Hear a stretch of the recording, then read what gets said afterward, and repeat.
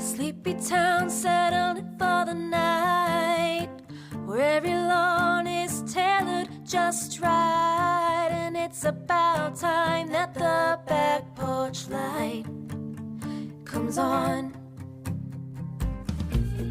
At that house down the street, at that house on Magnolia Street. Now I am. Okay. All right. Okie dokie. So you were adding some tangs. Okay, cool. Yeah. This looks long. It does. We could break after like the movie stuff and just jump back on science another day if you want, if it goes That's too fine. long tonight. Okay.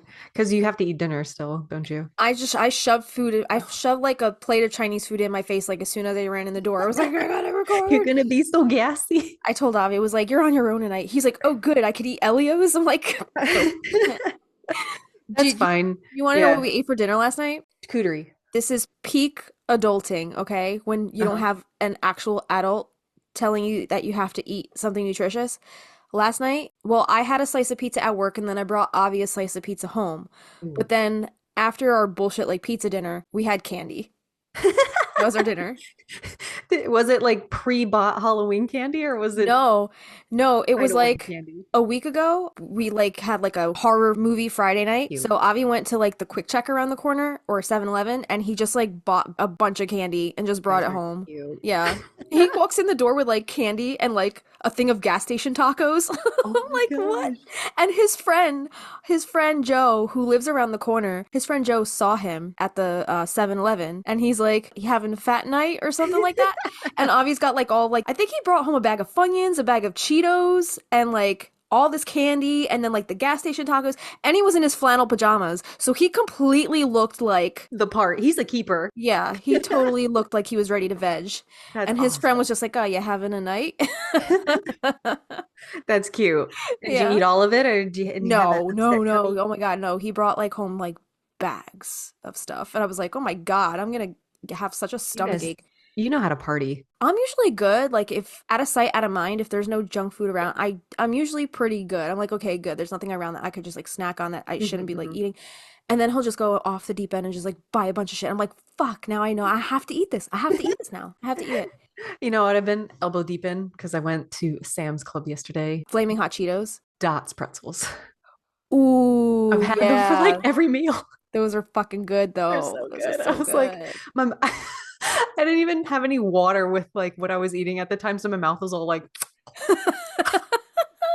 like all thick, like peanut butter. Yeah. But it was just the Dots pretzel powder. Yeah, just like snort that shit like crack. So good. You guys changed my life with that purchase. I think we changed Mike's life with those pretzels. Did you make these? Did you make these? You never go to snacks? Oh my God. All right. Should we take a drink here? Drink the water. I have my little fizzy drink here. Topo Chico. All right. Hey, Witch, hey. Hey, Witch, hey. I'm Christina. I'm Justina. Welcome to Magnolia Street, your one and only musically inspired practical magic fandom podcast. Yeah, every week we deep dive on different aspects of the movie and the books, as well as treat your ears to our very own practical magic inspired original music. Firstly, happy autumn equinox. It comes out around the time of the equinox, and this is also known as Mabon on the pagan wheel of the year. And this year, 2024, Mabon falls on September 22nd, and during this time we celebrate when the day and the night are equal duration before we descend into the darkness that is winter. So Mabon 2024 promises to be a lively celestial atmosphere, particularly during the early mornings and late afternoons. The key astrological events include a Sun trine Pluto at 2:12 a.m. and Venus square Pluto at 5:15 p.m. And both planets are in their final degrees of their signs, with Pluto continuing its retrograde motion. Fucking Pluto in retrograde. That won't happen again in our lifetime. Really? I think. That's crazy. I don't know. I didn't write this down. Okay. This configuration suggests a time of revealing hidden truths and leveraging deep and transformative energies. So the Sun-Pluto trine brings a potent opportunity for constructive change. And across many cultures, this time of the autumn equinox has been marked with festivals that celebrate the second harvest, a crucial point for gathering resources before the onset of winter. Right. And today we're covering a staple of the autumn season. It's really one of the first hints that we get that the wheel is turning again. And that would be the leaves and leaf magic and leaves falling from the trees. And didn't I Marco you 2 weeks ago that the leaves in New Jersey are starting already to fall? You Marcoed us on the wisteria vine more than that, at least 3 to 4 weeks ago. And I was like, what the heck? Yeah, it was so weird. And I don't know if it was because Jersey had kind of a storm around that point. And just I guess the dead shit started falling off the trees. And I was like, oh my God, I feel it. I feel it. It's We had the faux fall again. Yes. Of ooh, you get a little taste. I'm sorry. No, it wasn't fall. We had the summer heat back right away after. Mm-hmm. Yeah, I think it was the beginning of August that happened. And I was like, what? That's crazy. Okay. I'm gonna hold your hand when I tell you this. That was not autumn. Whatever that southern guy is so cute. Yeah, but not just autumn leaves, even though we will be touching on that. But before we dive in, we wanted to give a patron shout out to some folks over on the Magnolia Street Patreon. Yeah, I'm gonna be honest. I blacked out basically after we got back from Boston, and I'm sure that we missed a few people who joined us over there, plus all the little witches who have hopped over on the free tier. So thank you guys for sticking with us and joining the neighborhood. Yeah, so thank you so much to the following people for joining us over there. We have Melanie, Lizette, Christian, Cynthia, Alexandra, Paige, Lisa, and Tosh. And if we didn't get to shout you out in the springtime, we so thank you for hanging out with us on Magnolia Street. And I just want to add, I'm very excited to be back from this summer break that we earned. I would like to say that we earned that break. Right? You kept reminding me we did a lot. 2 years solid back and forth. Yeah. Not even just the podcast, but the music stuff. We went to Boston twice. We had a Salem trip and everything in between. Mm-hmm. We had an announcement that Practical Magic 2 is happening. It's been a whirlwind of a year, has it not? So I think we were both feeling a little burnt out. So thank you to the patrons who were yeah, you girls, take your break. You earned it. Thank you for, being there for us and having our backs. And, a break sometimes is well-deserved, well-needed. And sometimes you got to step away so you can come back refreshed and just go balls to the wall and put out the best content that you'll ever put out because you feel rested, Absolutely. Yeah. I love hearing from the people who have been I'm finally getting to catch up because we took a pause. And I really love hearing where people are at in their journey, if they've hopped around or, where they're at, because then that reminds us of where we were at that time. Right. You and I were just both listening to the Jimmy episode and I'm wondering, I wanted to listen to it because I'm ready for spooky season. Same. I don't know about you, but it was about a year ago we started doing that episode in itself. Yeah. So it's good to look back. We did 2 months of spooky season last year. Do you remember? We had 2 months. Yeah, we had a lot of Jimmy stuff. 6 weeks. Yeah, we had a month and a half of Jimmy, and then on top of that, we had a couple other spooky topics like the daguerreotype, which was cool, and a couple other spooky ooky things. Yeah. Good point. Us taking that break gave some people that time to catch up, which we're so in it, we don't even think about some people aren't caught up all the way. If people are just starting to find us, they have a lot of catching up to do, and our episodes are not short ones. So even us having the chance to go back and re-listen to some of our old stuff, it's kind of nice to refresh on the content we've already done, so then we can kind of pick from that and readdress it in newer topics that we're talking about. Oh, 100%. Right? Yeah, absolutely. So it's kind of cool to take a trip down that memory lane. A little reminder that our episodes, we have specific playlists for our episodes, our song-episodes. We have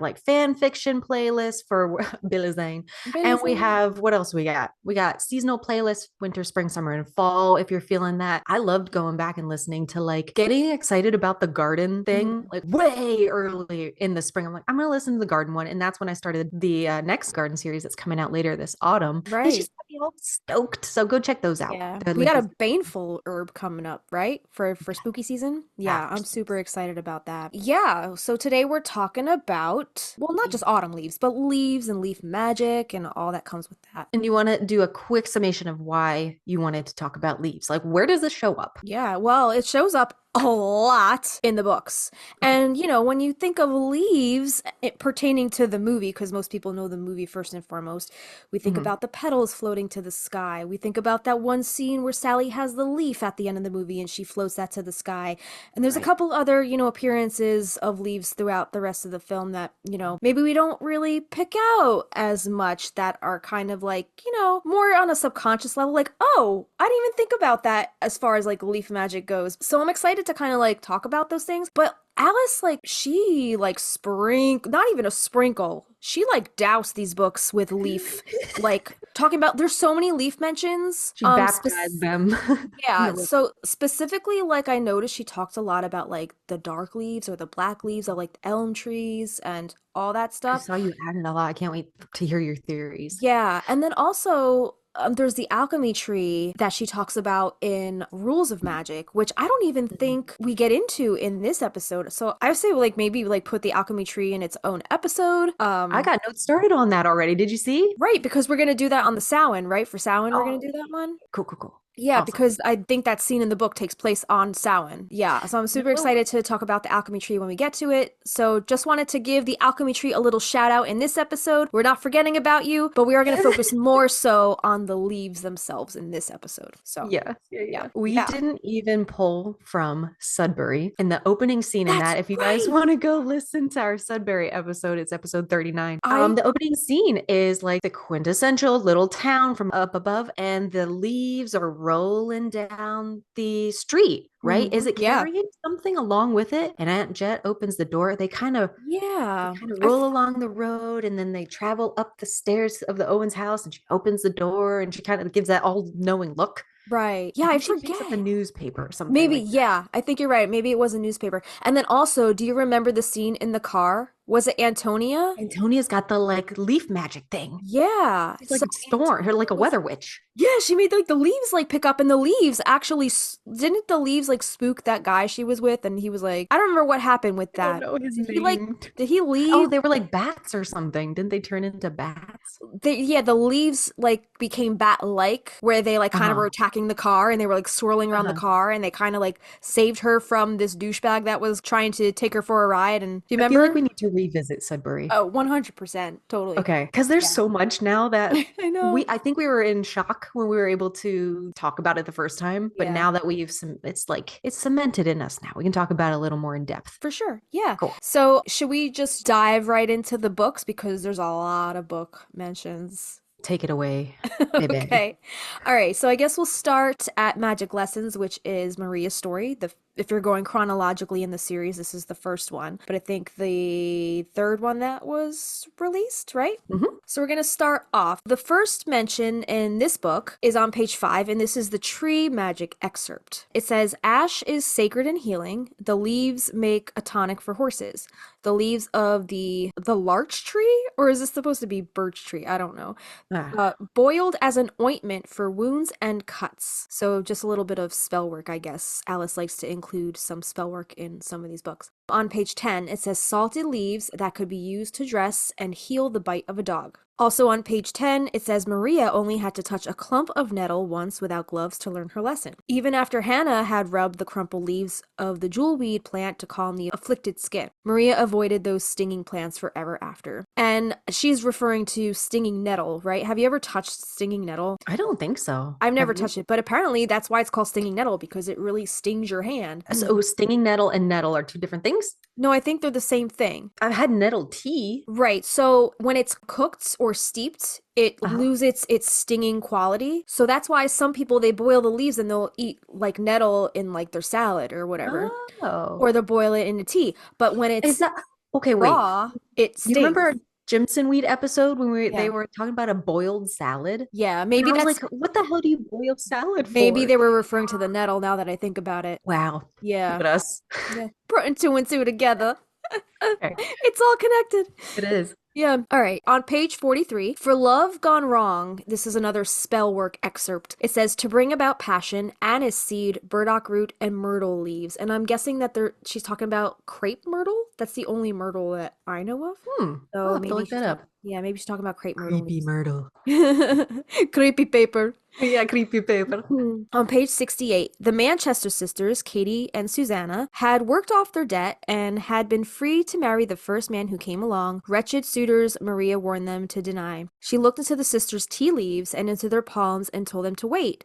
There would be other men to choose from, or perhaps it might be better to set off on their own lives. And this is referring to tea leaf reading, right? And we did a whole episode in season 1, if you guys want to go check that out. I can't remember the episode number off the top of my head. 22. 22. Yeah, so go check that out, and we teach you all about the art of tasseomancy, which is what it's called. So page 91, she drank lettuce water, poured whiskey in an iron pot, bathed in salt and vinegar, and then with aniseed and bay leaves, and still she could not rid herself of her emotions. Page 101, Maria fed Diaz a spoonful of tea every hour, and this is referring to that tawa tawa tea, that recipe that she learned in Curacao, to tend to Samuel Diaz's. He had breakbone fever, which sounds very painful. Yeah. And she demanded she be given all the papaya on board, then ground the leaves into a tincture for him to drink. On page 120, basil leaves are mentioned as one of the ingredients in love potion number. Oh, this isn't a quote from the book. This is just kind of what this part is talking about. So this is like the whole recipe for love potion number 9, and basil leaves are included in that recipe. You combine all of the ingredients on the 9th day of the 9th hour of the 9th month. The effects is strongest when performed on the 9th month of the year. Stir 9 times. Wait, it says, let the one who drinks this wine grant me true love divine. Gotcha. So that's a little incantation that you say along with that. Oh, okay. So we're recording this on September 5th. So in what, 4 days? A couple days. This is when you want to do this. Oh, right. 9th. Yeah, September, the 9th month, right? Yeah. There you go. Page 131. The 2 large elm trees in his yard displayed a peculiar black leaf. Okay, now keep this in mind, because this is the first time, I guess, in the history of the Owens is that in these 4 books, this is the first time that this black leaf is being mentioned. Okay. Did you count how many times? Because this could be a good drinking game for those listening. I did not. I'm going to highlight them. Yeah, okay. Yeah. So there's one. So the 2 large elm trees in his yard displayed a peculiar black leaf. When the leaves fell in autumn, a black carpet led to the gabled entranceway, but in summer, they provided a welcome bower of shade. When Maria approached, the leaves that had only recently unfurled began to fall as if autumn had come early. And this is referring to John Hathorne's house, when she goes to his house when she sails from Curacao, I guess to tell him that he's got a daughter, you know? Surprise. Yeah. Surprise. We need to make a that video with the text above it saying Maria Owens letting John Hathorne know that he has an illegitimate child. Maria showing up in Salem. Or where the hell she's showing up. Surprise. It's so funny. So also on 131, Maria made her way up the path to the garden, where she sat in the sunlight, the baby at her breast. Someone had carefully tended the kitchen garden here, planting seedlings of parsley and chervil, summer savory, thyme, sage, and spearmint. Again, the black leaves continue to fall, their shapes forming black hearts in the grass. 132. He had never imagined her here in this landscape where the clouds billowed and the sky turned gray late in the day and black leaves fell. They fell now as if the trees had been shaken and the world had fallen apart and not even seasons knew their time and place. So these black leaves seem to like fall out of season, and I guess it's Maria's doing is what it's alluding to, maybe? Yeah, I'm really interested to hear more. Where this goes. Keep going. Right, yeah. So page 133. In the tree with the black leaves, Caden was clacking and tossing down pebbles, and Caden is Maria's crow familiar, right? Or was he a raven? I don't remember. He was a blackbird, right? Maria gave him a dark look, but otherwise paid him no mind. She could not let a crow. She could not let a crow make her decisions. Yeah. The only tree I know with like kind of black leaves would be like a Japanese maple, because they're like really deep red, purpley, very dark trees. Right. But they keep saying like a black elm, black leaf tree. So yeah. I don't know. So I'm curious, like, what does an elm symbolize? So we'll see. Page 134. To call John to her, she took a laurel leaf from her satchel and held it in the palm of her hand, then set it on fire with a single breath, not minding that she scorched her own skin. The smoke was thin and green, so fragrant it was impossible to ignore. She said his name backwards, chanting beneath her breath, From behind the gate, he felt the thrill of seeing her again. She was like no other woman he had ever seen or known, and when she called to him, he felt his desire in the pit of his stomach. On page 135, for a moment the sky was dark as the leaves from the Black Elm fell to litter the path as if they were bats falling from the branches. On page 136, black hearts grew in the lacy leaves of ferns, and there were mushrooms in the shadows, and black forget-me-nots that were already wilting in the sunlight. And this is when Hathorn takes Maria to the cabin in the woods to kind of like shun her from the town, so like I guess nobody knows that she's there. Little secret. Scandalous. Right. I guess this is page 138. His hands were all over her, so hot they burned her skin. She thought of the laurel leaf aflame in her hand. She'd called him to her, but now she backed away. Do good among them, Hannah always said, but do not expect the same in return. I just thought this one was pretty. On 140, it says, October came quickly, a glorious month when the fields turned yellow. The leaves might appear green in shadow, but when sunlight pierced through, there were threads of scarlet and orange. I just thought that's so pretty. 146. The house with the black shutters was only steps away. The black elms were festooned with 1,000 dark buds that would soon unfurl into heart-shaped leaves. Maria was standing beneath the tree when she spied a woman and a young boy on the other side of the fence, there in the warm spring sun. Ruth Gardner Hathorn and her boy, a 3-year-old John, were seeing to the garden. Ruth wore a white cap, her blonde hair hidden, her fair skin blotchy from hours of gardening. It was then that the new black leaves began to fall. The elms could not abide Maria, nor she them. A wet gust of wind came up and blew the fallen leaves away. So again, more black elm stuff. Very ominous. So on 147 it says, the leaves around Maria's boots caught fire and turned to cinders, and sparks flew down chimneys all over town, so that women had to drench their fireplaces with pitchers of water. So yeah, the leaves became so crazy, I guess it just set fire. Poof. Also on 147, be a good boy, she said in a soft voice. Give this to your father. John's son nodded with a serious expression, a child who knew nothing of the cruelty of the world, but he saw the black leaves falling, and the crow that came to perch on the woman's shoulder.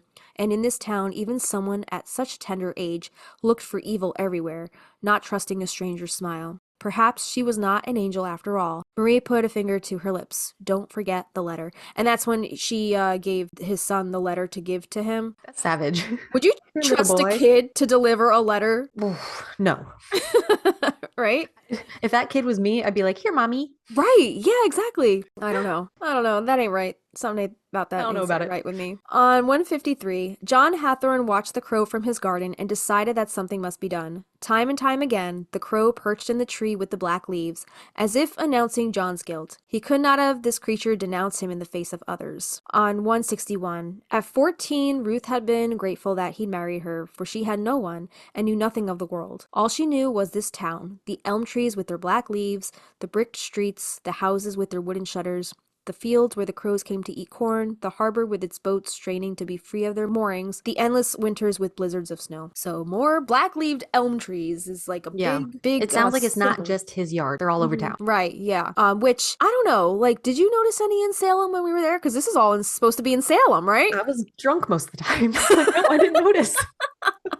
You mean you're not like, you don't get drunk and just look at tree leaves? Just look at trees. We didn't do our moxie bustion and I couldn't blast off looking at trees. Oh my god. Oh god. Yeah. On 162, there were features Maria possessed that he never noticed before. Suspicious qualities. A black mark in the inner crook of her elbow. Which, by the way, what? You know the inner part of your elbow? Yeah. What do you call that? Nothing. I don't know. Well, you know what the outside is called, right? Yeah. Your weenus. Your weenus, right. So your penis? Your weenus. No. So we were on the train and Avi was like, because we went to that concert last week, he was like playing with my weenus, right? He was just like, okay, because there's nothing to do on the train. We were bored and we were just like trying to annoy each other, right? So I was like, stop playing with my weenus. So then I was like, what do you call the other side? And Avi like didn't even miss a beat. He was like, oh, that's just your elbussy.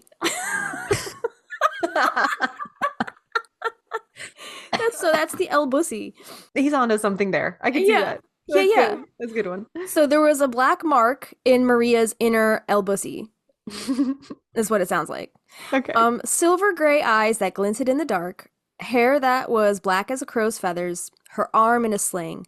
Oh, this was after she got shot, right? Because they thought she was the bird. They thought like she was a Yeah. shapeshifter. The bird Yeah. got shot. I think she was pounding on the door. Uh-huh. Yeah. Then she Yeah, broke yeah. her So hand. her arm was in a sling, black leaves falling out of season, gathering at her feet. And now you've killed him, Maria said.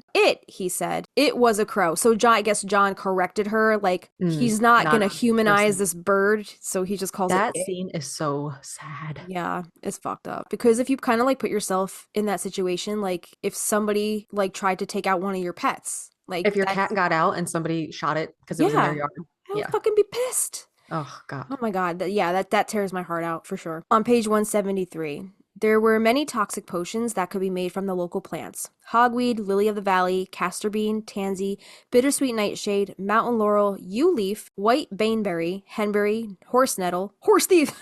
Horse thief. Pokeberry. I love pokeberry.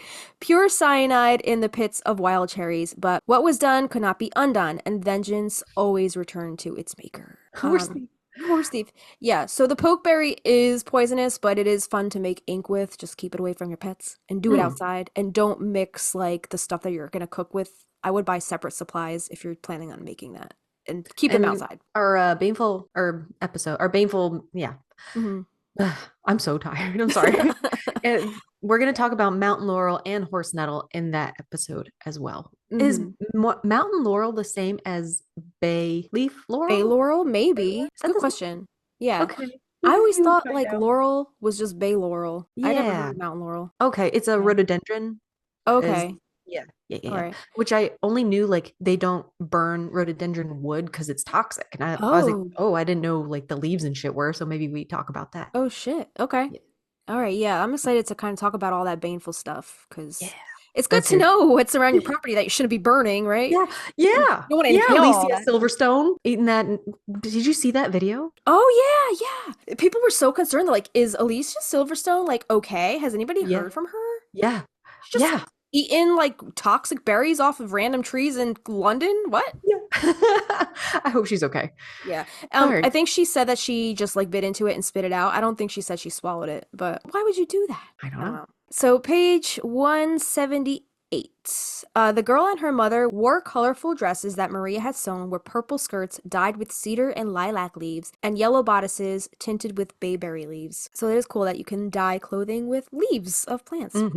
So page 194. Maria gazed at the green leaves on the trees, wondering if they would be the last beautiful things on earth that she would ever see. And this is when she was standing on the gallows and she was about to be hanged. Yeah, so she was looking at the trees. I just think it's interesting like how Maria has this connection with the trees, but then in the movie Sally has this connection with like leaves and trees. Interesting parallel there. All right, so 199. This one had come all the way from the Martinique, where people referred to it as a tulip tree or sweet bay. It was said that the original flowers on Earth were much like those on this tree, with white, leathery petals and tough, waxy leaves, impervious to the work of beetles or ants. And I guess that was referring to like one of the trees Samuel Diaz had brought over. You think that he was talking about the magnolia tree there? Sounds like it to me. Yeah. Oh, yeah. So. Wasn't that the magnolia tree was pollinated by beetles, right? Yeah, that's right. We talked about that. Page 203. He awoke before dawn to find the tree in full bloom, a bower of cream-colored stars on dark leathery leaves. On 206. Go forward, Hathorn told the jailer before he walked home to Washington Street, where the black leaves were falling, and would continue to fall until not a single one was left. It's almost as if like these black leaves are kind of like his guilty conscience, right, about Maria, and they're just like they're following him everywhere and they're falling. And I feel like his secrecy is like toxic to his property. Yeah 100%. And the fact that like he's keeping this from his wife and from the town because that would ruin his reputation. I think maybe only him and Maria know what these black leaves are. Yeah, I can see that for sure. Yeah. The more I'm reading, all these passages, the more I'm kind of like putting it all together. Yeah. It's like when you try to ignore something for so long. Yeah. And it's just unavoidable after a while. Yeah. And this next passage, 209, where it says Maria leapt from the platform, the rope around her throat. The rain stopped as suddenly as it had begun, and there was silence as the trees dropped their leaves.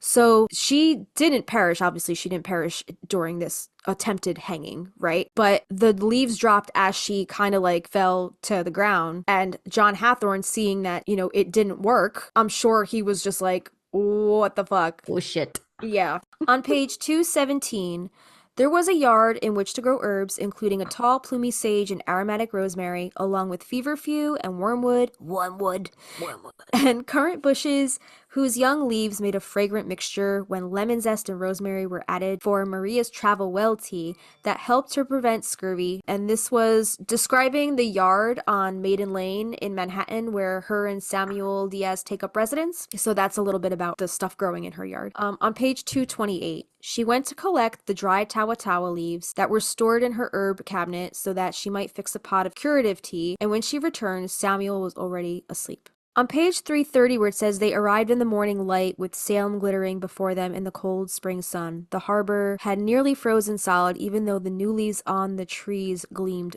green. So that's like the first time that it's talking about the leaves like not as black. Right. Yeah, So it's like I'm a new wondering, start. yeah, so I'm wondering, like, after the whole attempted hanging Maria's on the gallows, as far as John Hathorne goes, maybe his failure to do that, maybe it kind of like alleviated something in Maria. Because I don't remember at this point, after he tries to hang her on the gallows and he fails, is she still kind of like trying to, I guess, win his affections? I don't remember. I see what you're saying. It's like Yeah. her final letting go. Like you can't hurt me anymore. I think maybe up until the point of her getting arrested and almost unalived. Like Yeah. she was like, there might be good in him to turn this around. And Right. then after that, not looking at the real picture, not somebody seeing somebody's true colors, those black leaves are right there. And then Right. she leaves and comes back. And I think now she like it's new life. It's green. It's a healthier space for her. Right. Yeah, because at this point, like now she's living with Samuel Diaz in Manhattan, right? I guess she's not maybe as fixated as winning over John Hathorne's affections anymore. But Yeah. now I think the tables don't turn. What I'm trying to say is now Faith kind of has it out for him, right? Yeah, she's taking up the revenge Ex- sword. Exactly. So I think Maria has tried to maybe let things go, but now Faith is kind of bringing up the rear. Yeah. So we'll see where this goes. Okay. Yeah, so also on 330, it says she remembered little of arriving in Salem when she was a babe. Yeah, this is talking about Faith. It says only the bumpy carriage ride and the deep forest and the trees with the black leaves that were strewn along the path to an imposing house with diamond patterned glass windows. Yeah, so that's kind of talking about Faith and what she remembers as a child. Mhm. So like think about like even though her mother has maybe moved on, that's stuff that she's still holding on to. That's childhood trauma, like stuff that she saw her mom go through. Totally. And she's Yeah. still holding on to that. So she remembers those black leaves. On 332, it says, she saw the elm trees before long, the leaves unfurling, the black bark slick and wet with melting ice. On page 348, there was a mention of gold leafing. I didn't include like anything about that in the notes, but maybe that's another rabbit hole we can go down as far as like gold leafing in magical texts and gold leafing Mm. in witchcraft. So maybe we Yeah. could do a whole other episode on Like that. the artistic process of gold leafing. Yeah. Okay. Cool. Yeah. Yeah, so there was mention of gold leafing in this book, but yeah, I didn't like I included the link here, but we don't have to go into that because it's a whole Cool. other wormhole. Oh my gosh. Oh my Yeah. God. Yeah. That'd be Yeah. a good one. Yeah. Yeah, so maybe we can include that on another episode if we go back into grimoires or I'm magical gonna go inks put it or on topics real quick because we'll yeah, forget. yeah. Yeah, yeah. All right. So on page 358, it says the seeds of the grapes he had eaten had sprouted, and there were now wild grapevines growing over the roof with wild green leaves unfolding. And there was something Faith didn't recognize. The tree Samuel Diaz had brought here from 1,000 miles away, planted in the hours before Maria Owens left Massachusetts. And I don't know if she was referring to the magnolia tree or the tree of heaven that was also Mm. talked about in a previous passage. On page 371, the carriage stopped on Washington Street. Maria had looked in the black mirror to see Faith standing on the path to the door, empty now and covered by fallen leaves. So now I'm wondering now, like, the fallen leaves are now following Faith instead of Because Maria. of her black heart. She's into the Exactly. black arts. Because Faith has this vengeance streak about her now, right? So, Didn't it literally say they were heart shaped? yeah, yeah, it So did. interesting. Yeah. So when you have darkness in your heart. Exactly. And didn't she like cut the heart out of a bird or something to put in like the pie to give to John Mhm. Hathorne? Right. Yeah. Mm. Oh, Mm-mm. yeah. On page 372, did she hurt him? Maria asked. Oh no, Ruth said. If anything, I suppose she was hurt by him. Relieved, Maria threw her arms around the other woman, then just as quickly she broke off the embrace and hurried through the garden gate. The black leaves unfurled and fell like rain. Standing in the doorway, Ruth put a hand over her eyes. Maria was already gone. As if she had flown, as people once said she did, when they swore she rose like a crow above the fields at night. 376. Once held in her hands, the Book of the Raven fell open to a spell of protection meant to stop an attack and hold the assailants at bay. She began the incantation right then, and as she spoke, the branches swayed and leaves fell down and turned the water green. And then on page 308, it's just cabbage leaf poultices for wheezing. Oh, good. So that's it. That's like Interesting. that's all the leaf stuff in Magic Lessons. But I thought that was just like so crazy, like all the black leaf. That was a lot. I kind of stopped counting. I was just Yeah. highlighting or bolding. Yeah, I liked it. So I'm guessing that has something to do with like the vengeance and the unrequited love and like that heartache that came with, you Yeah. know, having Mhm. this man's child and him not wanting anything to do with her and then shunning her to the outskirts of town in this cabin in the woods so nobody knew she was there and Yeah. you know, I know just we did our rain episode where we talked about red rain and green yeah. rain and stuff like that. And we are going to have like a color analysis episode. Right. And I'm thinking we can squeeze in like specifically what these colors mean, like turn the water green. Like Yeah. what's the connection there, you know? Right. Yeah. Can we unpack that for a second? Like, what do you think that meant? Because that was like toward the end of the book. And I don't remember if that 376 passage was referring to Maria or to Faith. And like, who I turned the don't water know. green? Yeah. And what water was it? Was it standing water? Was it a pond? Was it a bowl of water? Because it's an incantation. Right.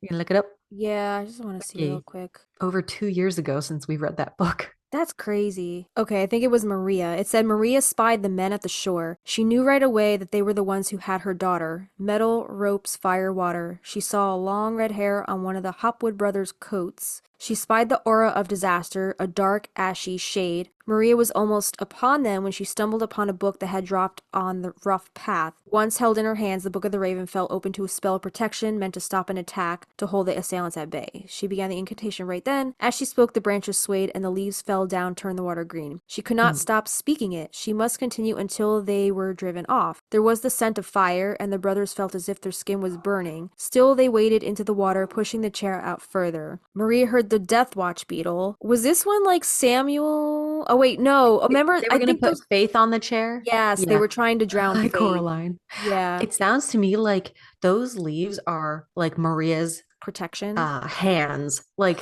Yeah, they're dropping into the water and delivering that spell to those men to stop them. right. So yeah, that was when those guys were trying to kill Faith. So that was Forgot all Maria about that was doing all that stuff. Like mother, like daughter. I don't know why it said the leaves turn the water green though. Yeah. Interesting. Because I would think like if it were the Black Elm leaves, I'm like, wouldn't it turn the water black? Not Like necessarily. vengeance, maybe? Maybe, but I still think it's like the color leaching into the water and they absorb it somehow.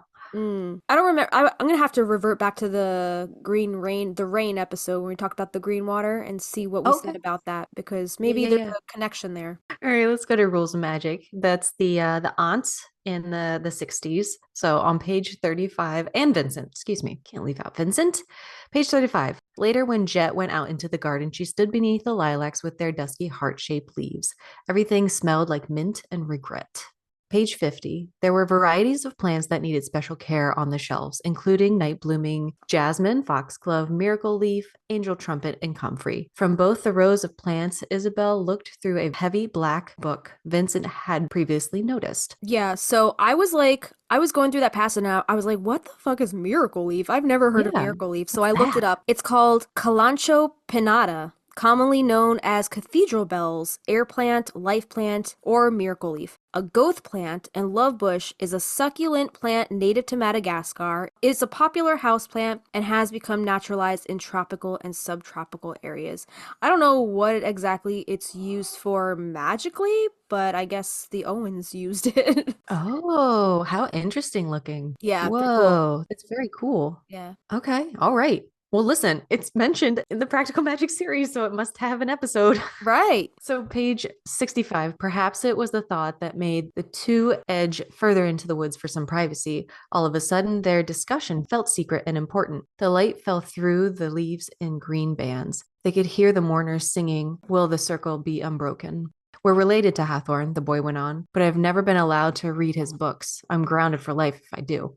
Or at least while I'm in this town, which, believe me, will not be long. My father has all sorts of rules. So does my mother," Jet confided. "She says it's for our protection." The boy smiled. "I've heard that one." And this is when Jet, their first conversation with Levi Willard, page 161. They now had the recipe for fever tea, composed of cinnamon, bayberry, ginger, thyme, and marjoram. And for frustration tea, a combination of chamomile, hyssop, raspberry leaf, and rosemary, which Jet brewed for her sister in the mornings so that the day would go smoothly. Page 172. Franny had altered the recipe, adding city ingredients that were available. There were no blooming roses outside the door, no lush herbs or flowers as there were in Isabel's garden, so she made good with what she had. A branch from an ash tree in Washington Square Park, 2 dabbled feathers of a nesting dove on West 4th Street, leaves from the wavering lilacs in their yard. The result was grittier than on Isabel's recipe with more intensity. Wash with it, and not only were you beautiful, you were ready to do battle. It was especially good for anyone riding the subway or walking down a dark street after midnight. And that's the spell Franny was doing because they were having financial trouble after their parents' death. On page 175, by noon, only a smattering of people had showed up. A huge disappointment. 2 teenage girls with long, straight hair in search of true love sneaked in, giggling, afraid of the stuffed heron, nervous about Magick, eyeing the bones and teeth set out in jars. Franny threw up her hands, preferring the drudgery of cleaning the storeroom, but Jet found she enjoyed dispensing cures and was happy to offer the girls the most basic potion: rosemary leaves, aniseed, honey, and red wine. Since the Plaza Hotel, she had retained a deep empathy for those in love. I feel like that black leaf motif was very like a character. This Yeah. seems more like Practical magic. Yeah. Yeah. 202. Franny came in from the garden with a basket of herbs she had just picked, comfrey mint, and though it was not as often needed these days due to the birth control pill, pennyroyal, city soot had veined the herbs' leaves black, so Franny always had to soak them in water and vinegar in the big kitchen sink. She stopped in her tracks when she saw the little girl. I don't know who she's talking about, though. Oh, was it April's daughter? Yeah, I think it was may have been April's daughter. 216. He wore black and took off his boots and socks. William placed a wreath of leaves on his head just before he went onto the stage. Vincent. Okay. Page 238. The Willard home was a white house with green shutters, more than 200 years old, with a huge garden that had never regained its former glory once the Reverend had cast down salt on the day that April Owens blundered in, aiming to pick up some of his pie plate-sized roses. Now the rose bushes were bare and the leaves curled up. The only things that grew there were daffodils, and Jet was surprised to see that there were hundreds of them. Page 251. October was such a tricky month. Today, for instance, it was chilly as wintertime, but the sun was bright. The weather report predicted that the following day would be in the 60s. Vines snaking around the old house were still green, but there were no leaves, only thorns. And this reminds me of the greenhouse in the Owens house because they have like all those thorny branches. I'm trying to do that room now in The Sims, and I can't find Really? thorny. Everything's like lush and green. Oh, you can't customize it? No. Okay. 254. They wrapped the portrait of Maria Owens in brown paper and string for storage, then put bay leaves and clover in the closets to keep moths away. I want to know how accurate that is. That would be such a great little trick. I guess they don't like the smell, right? Makes sense. Yeah. 260. Today, everything smelled earthy, the rich scent of mulch and decaying leaves and roots. It was an ending and a beginning, for the month itself was like a gate. October began as a golden hour and ended with Samhain, the day when the worlds of the living and the dead opened to each other. They must have been talking about the alchemy tree, maybe, because that was around that time that they went there, was around the Samhain. 289. Still, they dared to meet one last time in Central Park at night. It was easy enough to disappear into the lilac-colored shadows on paths they knew so well. The leaves on the trees looked blue, the bark violet. 297. For the day of the concert, he'd chosen Samhain, All Hallows Eve, the night of death and transformation. The sky was black and filled with stars, and the leaves on the chestnut trees curled up as a sudden flash of cold descended upon the city. 298. A private ambulance was sent for. Reporters had been called so they might witness his death. The leaves were curling in the cold, and no one seemed to have the ability to speak. All was still except for the sirens as the ambulance pulled away. And then, at a little after midnight, the sound of the falling rain turned hard as it became ice striking against the sidewalks and the brown leaves of the chestnut trees. Tell me about chestnut trees symbolism. Yeah. So again, this is a whole wormhole, but I'll just go into like some of, I guess, like the basic meanings or like connections, some of the spiritual significance of chestnut trees. They can be considered a symbol of rebirth. The chestnut tree sheds its leaves in the autumn and regenerates them in the spring. Therefore, it represents a cycle of life and death. Connection to divine wisdom. The nut's hard shell is seen as a metaphor for protection and inner strength, while the fruit inside represents hidden knowledge or divine secrets. Can also be considered offerings to deities. In some religious practices, chestnuts were used as offerings to gods or spirits as a way to seek their blessings or guidance. Symbolic representation of the soul. The round shape of chestnuts has been associated with the soul's journey through different realms or dimensions. And also, they can be protective charms against evil spirits. In certain traditions, carrying a chestnut was believed to ward off negative energies and to protect against malevolent entities. Yeah. I like that for this scene because spoiler guys, like he fakes his death, right? To Yeah. be able to evade the curse and be with his one through love. So yeah, he's being reborn. He can be anybody he wants. Yeah, not only the curse, but also the law, right? He ran away from the getting law. drafted. So there's that. I totally forgot about that plot line. I was like, was being gay illegal back then? So this there's a whole page of like chestnut mythology and symbolism. We can link this if you guys want to check this out further in our show notes. We have so many episodes. I know. Like we were pulling the main things from the movie and maybe the Practical Magic book, but Jesus, there's 3 more books and a second movie coming out. I know. We have our work cut out for us. A few more here. So 302, Franny held one hand over her eyes as the sun went down and the orange light made it difficult to see. The leaves on the trees were rustling and swirls of earth rose up from the ground. 306, the sisters packed up and called a taxi. They went to the Tuileries and walked down the gravel paths. The leaves were turning brown. They had their suitcases with them, so they stopped at the first cafe they came to in the park. 313, some of these girls came to stand at the fence so they could gaze into the garden. At dusk, everything looked blue, even the leaves on the lilacs. 337, the image of Regina had already begun to fade into transparency. It was possible to see right through her to the leaves of the lilacs. 338, they went out together at dusk. It always smelled the same here, the green scent of weeds and lilacs and rosemary. They had several rows of lettuce, the best in the Commonwealth: Butterhead, Red Leaf, Boston, Loose Leaf, Curly Oak Leaf, Red Riding Hood, and Esquirrel. Then this is talking about Halen and Franny. Right. And this is after they were married? Yeah, and didn't Halen like get super into like gardening and like planting lettuce? Right? So cute. Yeah. Yeah. And I think this is the last one, 355. It says it was pouring buckets of cold, stinging rain. No one could dance in this sort of weather. The trees were shuddering without the sisters willing them to do so. Leaves fell like black blankets. Birds that always gathered at Sally's window disappeared. So this is when the little girls were already there and they're little bitties. Yeah. It says the girls waited for their babysitter to catch her breath and stop crying. So maybe they're not at the house. This is when they learned the parents passed. Right. They had never been up in the middle of the night and they knew bad luck when it came to them. It tapped on the door quietly at first, then it pounded, insisting on being let in. Spooky. Very spooky. So real quick, going back to like the elm trees of Magic Lessons, which was the first book we read from, I just wanted to like look into that a little bit and see what the elm tree was all about. So did you know that elms were dedicated to Morpheus, the god of sleep? Oh, no. Yeah. So elms used to be associated with melancholy and death, probably because the trees can drop dead branches without warning. Ooh. Which kind of like makes sense, not the branches, but like in the book, the leaves were just falling, right? They were just falling. Every time Maria had a feeling, just give up. They would fall, right?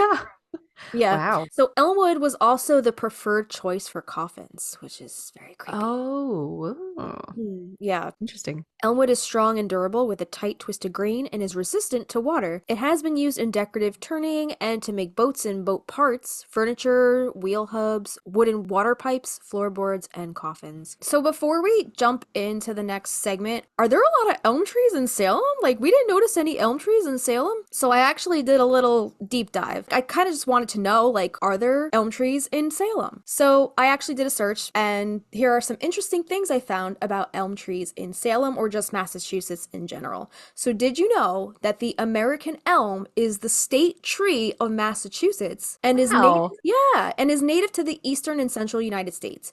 It is a large vase-shaped tree that thrives in loamy soils and can be found in a variety of habitats. Number two, elm trees were once common in New England's downtown areas, but Dutch elm disease nearly wiped them out. And Dutch elm disease is a fungal disease that is spread in elm trees specifically by elm bark beetles. More beetles.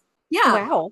A virulent strain of the fungus that arose in North America in the early 20th century has destroyed the majority of American elms in many areas. And thirdly, yes, there are elm trees in Salem, Massachusetts, including, I think there are only like 3 popular ones left still standing. The first one is on Chestnut Street, and this is a graceful elm tree that is located halfway down Chestnut Street. Some say they touch the tree every day, and a photo from around 1890 to 1910 shows the tree still standing. And a Wow. 2023 photo shows that it is still there. The next one is on Lafayette Street, and it is the last surviving elm from the Great Salem Fire of 1914. Interesting. Salem, the podcast that I've been telling you about, I just listened to an episode about the Great Fire of 1914. Interesting. Yeah, How they about did a that? whole episode about it. So check that out if you're interested in learning some Salem history. And then lastly, the Bertram Elm, which is located in front of the Salem Public Library. It says now it is mostly gone, but I think I've seen recent pictures. I don't know, maybe there were older pictures of the up tree in front of the library. Interesting. Yeah, there is a blog called The Streets of Salem by a woman named Donna Seeger. And Donna actually made a blog post on August 30th, 2016, titled Ephemeral Elms. And Donna says, every day I'm thankful to live on my street because of its amazing architecture. I wake up in the morning, look out the window, and feel both wowed and grateful. But I'm also thankful because about halfway down Chestnut Street, there is an elm tree, a graceful survivor, one of a handful in Salem. I walk down and touch it every day. Elm trees are touchstones for us now because they are so rare, of course, but I think it is useful to remember that even before the dreaded Dutch elm disease, elms were always big, majestic, legendary, historical. I have a particular Massachusetts point of view here. The American elm is our state tree, but elms seem to have been held in high esteem wherever they have flourished and perished. Massachusetts had several George Washington elms and an assortment of, quote, great elms, and it was duly noted whenever they came down. In storms of 1876, 1923, or 1938, well before the tree plague came to our shores. The archives are full of stories about these trees, as well as prints and photographs. I particularly like those captured by international plant hunter Ernest Wilson on his Sanderson camera. Shut up. Connection? Sisters? So strange, sisters. His Sanderson camera in the 1920s, part of the collection of the Arnold Arboretum. The first picture, she includes some photos in her blog. So if you go to this blog post and look at these gorgeous old photos, they're so cool. She says the first picture is relatively rare. Wilson preferred to take pictures in the late fall or winter to reveal the tree's, quote, architecture. So I guess like their branches and stuff without all the foliage on them, so like you could see what the branches looked like. And he often posed his wife and a car or some nearby boy in proximity so we could see their great scale. There were 2 notable George Washington elms in Massachusetts, one in Cambridge and the other in Palmer. Both were captured by Wilson as well as many other photographers. These were famous trees, even though there does not seem to be much verifiable truth behind their legends, particularly the Cambridge tree, whose remains or, quote, relics were scattered about after its death in 1923. You can read much more about it here, and she hyperlinks another post about that tree. The Palmer tree came down in the hurricane of 1938, and an elm tree didn't have to have Washington or Revolutionary connections to become great in Massachusetts. Every town seems to have its beloved tree with an ancient name or association. The great, quote, Queen Elm in Lancaster a town famous for its elms, the Gulliver Elm in Milton, the Winning Elm in Chelmsford, and many big and old elms like the stately elm on Boston Common, which came down in 1876. In Salem, we had the old Bertram Elm in front of the Salem Public Library, the former home of John Bertram, and many, many more now sadly gone, except for a few singular survivors, like our Chestnut Street tree. I believe there were a few new elms planted this summer, so things are looking up. And that was back in 2016, so who knows how big those elms are now. Very cool. Yeah. So that was just a little bit about the elms in Salem, because I was like, I didn't notice any elms in Salem, but I guess It's not something you're looking for. it's not something you're looking for, number one. And number two, it seems like now they're few and far between. There are not really many left standing. So it's kind of sad. So that's just a little bit about the elm. So yeah, they are, I guess, very closely associated with death. Love it. Yeah. What isn't? Right. Yeah. So that was Rules of Magic. And Rules of Magic to me is just like such an autumny feels type of book. Like, For sure. when Autumn in New York, baby. yeah, when I think of rules, I just think of like any scene you've ever seen in a movie. Was it Harry Met Sally, when they're just In a like Meg walking? Ryan movie. Yeah, they're just walking through Central Park in leaves, just Oh, walking through leaves, and Love it. the Yeah. colors are beautiful, and like that's the color scheme I think of when I think of Rules of Magic. Yeah. Right? Like that. It's Mhm. like the Sweater weather. Practical Magic is the summer book, and then Rules of Magic of is the Magic is the fall autumn book. Yeah, for sure. I like that. Yeah. And I mean, not to like be pulling at straws, but the Magic Lessons definitely has a lot of the like sloshy, wet winter Wintry, yeah. talk. Yeah. Yeah. More so than the other books. Right. Did it say Book of Magic was that during the springtime at all with all that rain? I guess we'll find out. Let's keep Do you reading. think Alice made each book a different season? That would be amazing. Yeah. I think maybe we're picking up on something. I think we're making this up. You're probably right. We're probably grasping at straws. Like, but like, what don't we grasp at straws at? Like, we're always trying to find connections and like, I like it. I think it Yeah. makes this more fun. it makes perfect sense. Exactly. Where we get to put our little detective hats on. Mm-hmm. Yeah. So we're going to get into Practical Magic now. This is the very first book that came out in this series, which was, what the movie's about, obviously.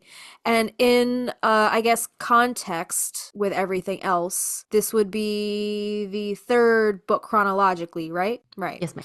Okay, so Practical Magic. This starts on page 26. The aunts believed there were more important things to worry about than dust bunnies under the beds or fallen leaves piling up on the porch. Owen's women ignored convention. They were headstrong and willful and meant to be that way. So they're just like, we'll get to the leaves when we get to the leaves. I had like a panic, not a full blown thing. I was sitting out in my hammock, looking at my nice yard. I was like, oh shit, the leaves are going to start falling. I was thinking about Practical Magic, of course, because we're sitting down doing the podcast Yeah. for the first time in quite some time. And I was like, God damn, they have to pay everybody. Like, they're not mowing their yard. They're not raking their leaves. I would have such a like, oh my God, it's Yeah. all going to be done. But nothing can't be solved with money. Right. Money can fix it. Well, you've seen Anyway, all the that's what I was thinking about. I was worried about their housekeeping. fictional characters. Yeah. That's funny. Like, how are they going to do it all?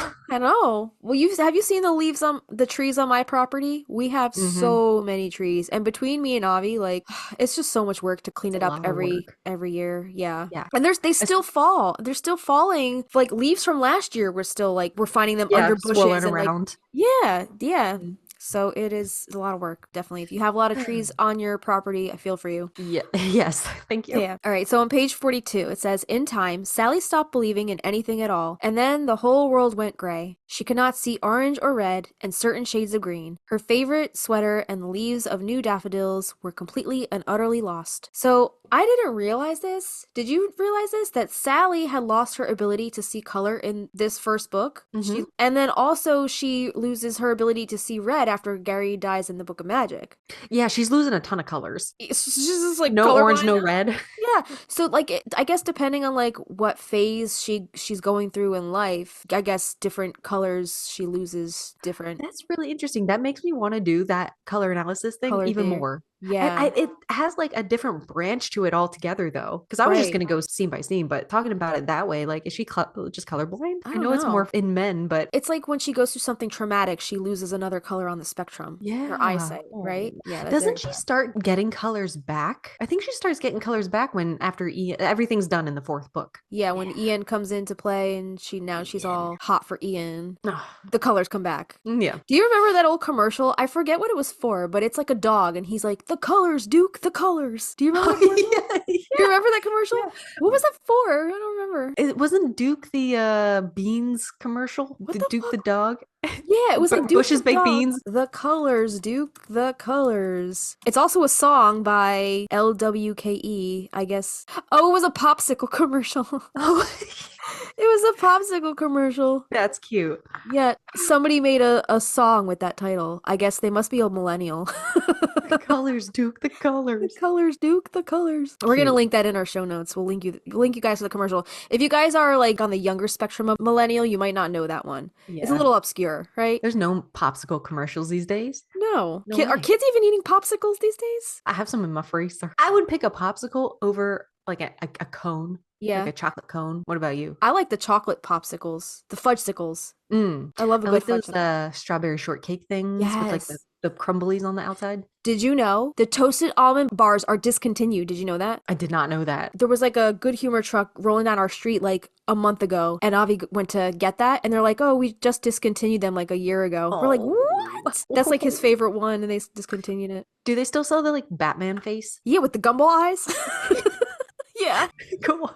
Yeah. All right. They still sell those weird things. Anyway, so yeah, Sally loses the color and yeah, I don't remember if she gets it back. I just thought it was interesting because I didn't remember her losing the color in her eyesight in the first book. I only remember Okay. from the Book of Magic. So I was kind of like, "Oh, interesting." I totally forgot about that detail. On page 43, it says, "And when a year had passed to the very day since the moment when Michael had stepped off the curb, Sally saw green leaves outside her window. It was a delicate vine that had always wound its way up the drain pipe. But on this day, Sally noticed how tender each leaf was, how absolutely new, so that the green was nearly yellow, and the yellow rich as butter. Sally spent a good portion of her days in bed, and it was already afternoon. She saw the golden light filtering through the curtains, and the way it spread out in bars across her wall. Quickly she got out of bed and brushed her long black hair. She put on a dress that she hadn't worn since the previous spring. Is this referring to the Lily of the Valley Y2K opulence? Y2K. That's like $2,000. Right? Oh, yeah. Yeah, somebody just reached out to us looking for that dress again. Really? Yeah. How did I miss that? Yeah, and I sent them the link to the Etsy, and they're like, "Oh, I was looking for the green one." I was like, "Well, we can't find that one. That one, I don't know." Yeah. They're like $2,000. I'm like, "Well, yeah, Sally's got that Maria money. She didn't. The Maria She money. don't care. She's just lounging around the aunt's house in a $2,000 Y2K opulence designer dress. She You don't know care." what? I know we're gonna get there. I saw you had screenshots of when she releases the leaf Yeah. from yeah. We don't see that dress on her Oh. any other time in the movie. And I'm like, Mhm. that dress is so beautiful. Yeah. So And we only see I'll that from take the the commercial. back, like silhouetted. We don't even like see what it We looks don't like, see the right? front at all. Nope. Right, yeah. Yeah. She's also had her hair done a little differently, and I was like, "Oh, yeah, she does look very pretty in that scene, but like it's very subtle because you can't see like It's dreamy, colors. like, It is a very dreamy sequence, yeah." So she took her coat from the hook by the back door and went out for a walk. So yeah, I'm thinking that's the scene that, when she gets out of bed in the movie and she's like ready Yes. to just like restart her life after Jillian tells her to brush her goddamn teeth. I think that's the scene that this is referring to, that Yeah, little I agree. montage. Right. Mm-hmm. All right, so page 44. Sally felt as though she'd been dead, and now that she was back, she was particularly sensitive to the world of the living. The touch of the wind against her skin, the gnats in the air, the scent of mud and new leaves, the sweetness of blues and greens. On page 53. There are toads between the cabbages and the zinnias. There are green caterpillars munching at the leaves, preparing to turn into white moths that will fling themselves at screen windows and at the lights that burn brightly beside the back doors. The back porch light. On page 75, Sally can see in the dark that the azaleas she recently planted are already wilting, their leaves turning brown. In her opinion, everything goes wrong if you give it enough time. God damn. Yeah, so I guess like all these wilting leaves around her, I guess, is the symbolism for her trauma, I guess, right? Can you maybe have noticed that like if you have like the miasma in your house and Yeah. your plants can tell those Yeah. start like looking shitty. Oh, So yeah. like that if your plants aren't looking so good, maybe it's time to cleanse a little bit. Right. Yeah, I told you, right? After Avi's father had passed away, like I had a bunch of plants on my windowsill and they were doing so beautiful. Like they were doing great. And this was during the pandemic. I was taking care of them. I was like, watering them. I was always at that windowsill, just like giving them all the love. And then his father passed, and then we weren't home a lot because like we were planning Dealing his with funeral yeah. and visiting with family and dealing with all of that. And I didn't even realize that how I don't even know, like maybe a week or two went by and all the plants just died. Yeah, Yeah. And no matter how much I tried to like bring them back, right. They were just there was that sadness in the air, you know? oh, yeah. Yeah. Oh, that's So I hard. totally get that. And like Sally, whatever she was, that grief that she's feeling and that, all that trauma she's holding within her, I'm sure has a lot to do with like all of these plants and stuff dying around her when normally she's so good with nature, you know? As an earth sign, yeah, she's like Exactly. garden lady and everything. So that's Yeah. just her emotion coming out in everything around her. Exactly, exactly. Yeah, so on page 82, and now we're getting into the Jimmy murder now. So 82, they drag him over to where the lilacs grow, and they make certain not to disturb any of the roots, the way the aunts taught them. By now, the birds nesting in the bushes are all asleep. The beetles are all curled up in the leaves of the quince and the forsythia. Yeah, well, not really. They didn't murder him outright like they did in the film, right? Like Correct. Jillian just didn't know if she gave him too much Too of much. the belladonna or whatever, Right. right? All right, so on 155. And so, in honor of Buddy, which is Ben's rabbit, his pet rabbit, Ben is the teacher who was dating Jillian at the time. He fixed carrot soup the next evening, a salad of leaf lettuce, and a pot of Welsh rabbit, I guess stew or whatever, which Jillian was extremely relieved to hear was nothing more than melted cheese served with bread. Ooh, yes. On 167, this toad reminds her of the ones she and Antonia used to find in the aunt's garden each summer. They loved cabbage and leaf lettuce and would hop after the girls begging for treats. 197. If Kylie continues to walk along this leafy street, things will never be the same. She feels this deeply as she's ever felt anything. She stepped over a crack in the concrete into her own future, and there won't be any going back. On page 198, following her, Gideon wonders if he'll ever catch up, but of course he will, if only because Kylie will throw herself onto the grass at the far end of the field where the tall, leafy maples cast deep pools of shade. To Kylie, these trees are comforting and familiar. But to anyone accustomed to the desert, to a man who's used to seeing for miles past the saguaro and the purple dusk, these maples can seem like a mirage rising above the green field from out of the heat waves and the rich dark soil. I love that. Yeah, could you imagine being like, I guess, from out southwest and seeing nothing but cactuses, and then seeing all these like lush green trees? Like that's Yeah, yeah. must feel so out When of place. when you went to LA, like did you have a visual like I was kind of like disoriented because you can see so far. Yeah. It felt like almost like a vertigo kind of thing. Like it was making me dizzy how Like like just driving like seeing the mountains in the background and stuff? yeah, just like driving anywhere because they don't have like huge trees. They have brush and bramble and shit. Just Right, yeah. driving around. I was like, whoa, you can see fucking forever. Yeah, and the palm trees were. So, page 272. They will do the best they can, but they will always be the girls they once were, dressed in their black coats, walking home through the fallen leaves to a house where no one could see into the windows and no one could see out. So, yeah, that was the last book mentioned in Practical Magic, and now on to the last book, Book of Magic, which is going to be the premise of Practical Magic Magic 2. too. Yeah, I'm really interested to see how they're gonna do this movie I because am too. There are some yeah. things I'd change. Yeah, and like I know so many people were vying for like a Rules of Magic something.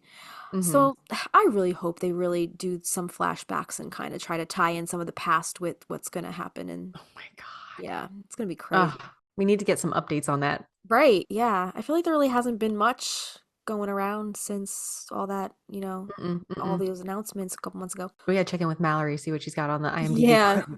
Yeah. I wonder if there's anything floating around on there. Yeah. All right. All right, so Book of Magic. This is the most recent book, and it starts on page 7 with our leaf mentions. It says already the bramble of blackberries along the gate was beginning to green, and the lilacs, which would bloom in shades of violet and deep purple and white, were filling in with their flat heart-shaped leaves. More heart-shaped leaves. Yeah, Yeah, yeah. Right? It's so cool how we emulate nature, right? Uh-huh. Yeah. Page 9, with her silky black hair pinned up and her black coat flailing out behind her. Sally looked like a ghost on evenings when she walked home from the Owens Library with her aunt, with heaps of new leaves falling from the trees as she passed by. See, she's still making the leaves fall. Right. Page 14, she could envision the dog's heart beating under its tangled fur, just as she saw the slow unfolding of black leaves on the last surviving elm trees in Essex County. Oh, the elm trees are making a comeback in the last book. Do you think the trees know? We're going to talk about sentient beings later, but do you think the Oh. trees know that the curse is going to be broken and that's why they're like, okay, we're done? They're like slowing down. You know, when you're like about to end school for the year, or like How like we were like somebody's about around to Letha? retire, and they're Uh-huh. just like, all right, yeah, I think it's time to pack up now. I Yeah, know we check got like a out. couple more months left, but I'm mentally done, you The know? 2 week notice. 2 week notice, yeah. Page So funny. 30. Jet was so busy that she enlisted Franny, who grumbled, but set about gathering ingredients from the garden, leaves from their ginkgo biloba tree. Did you Ginkgo get my tree. Marco I today? did. I was cackling. You have my husband out of nowhere going, a banana tree. Peanuts? Peanuts. Good times. Guys, go listen to our exorcisms episode. Episode 49. Yeah.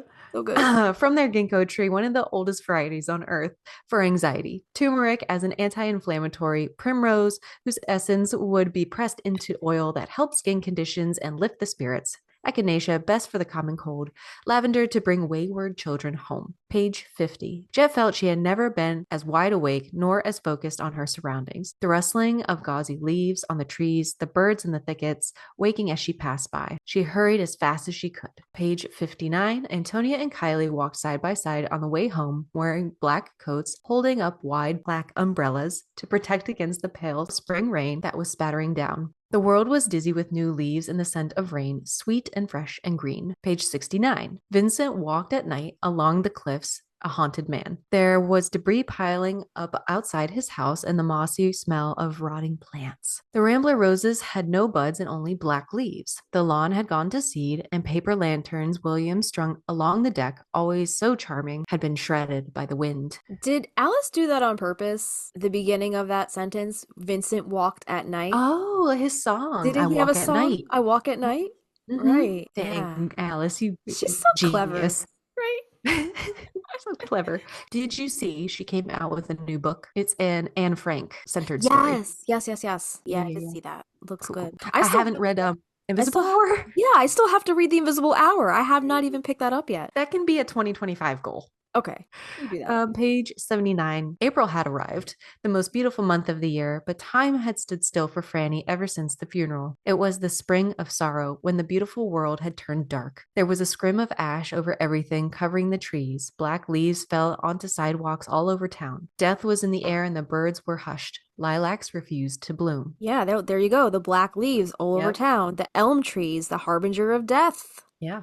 Page 83. The trees had been brought here for Maria Owens by the man who loved her, and some were now 30 feet tall with lustrous black-green leaves. Franny made her way out of the woods, the green scent of the ferns clinging to her skirts. Page 89. All along Brattle Street, the lilacs faded, their heart-shaped leaves turning black around the edges. People who had been married for 30 years suddenly filed for divorce. Children refused to sleep and couldn't be comforted with warm milk and stories they'd heard a dozen times before. People knew something had gone wrong, not just with the weather, but with fate itself. Yet all Kylie and Gideon saw was each other. So yeah, those heart-shaped leaves turning black around the edges, like something is in the air, like some kind of stank-ass energy Yeah. is going on. Page 79. As soon as the rainstorm lifted, Franny went into the garden, cringing to see the damage. There was a spell of protection over their house, and even hurricanes passed by their address, but that wasn't the case in this dark spring. Leaves had been blasted from the trees by gusts of wet wind. The tomato seedlings had been washed away. The herb garden was flooded with murky pools. Flowers that had bloomed had wilted in a matter of minutes. Yeesh. Damn. Page 111. Antonia stopped where she was. The magnolia was blooming, and the leaves were waxy and damp. There is no curse. Yes, we're different, but they would have told us if there was a curse. She's so naive. Mm-hmm. Mm-hmm. She's Curse. What? practical. She's the science brain, Right, right? right. Yeah. Page 180. They also purchased a sheaf of the Draco's leaves to be used as a stimulant when boiled with water. The afflicted was to gargle, then, when he could open his mouth, spit out the red residue, never swallowing the mixture. Once a person's mouth and tongue were coated, the potent chemicals of the tree would be incorporated into his bloodstream. I don't remember what What's a that was. Draco leaf? I have no idea. I don't I'm know. gonna look that up. Yeah, look that up.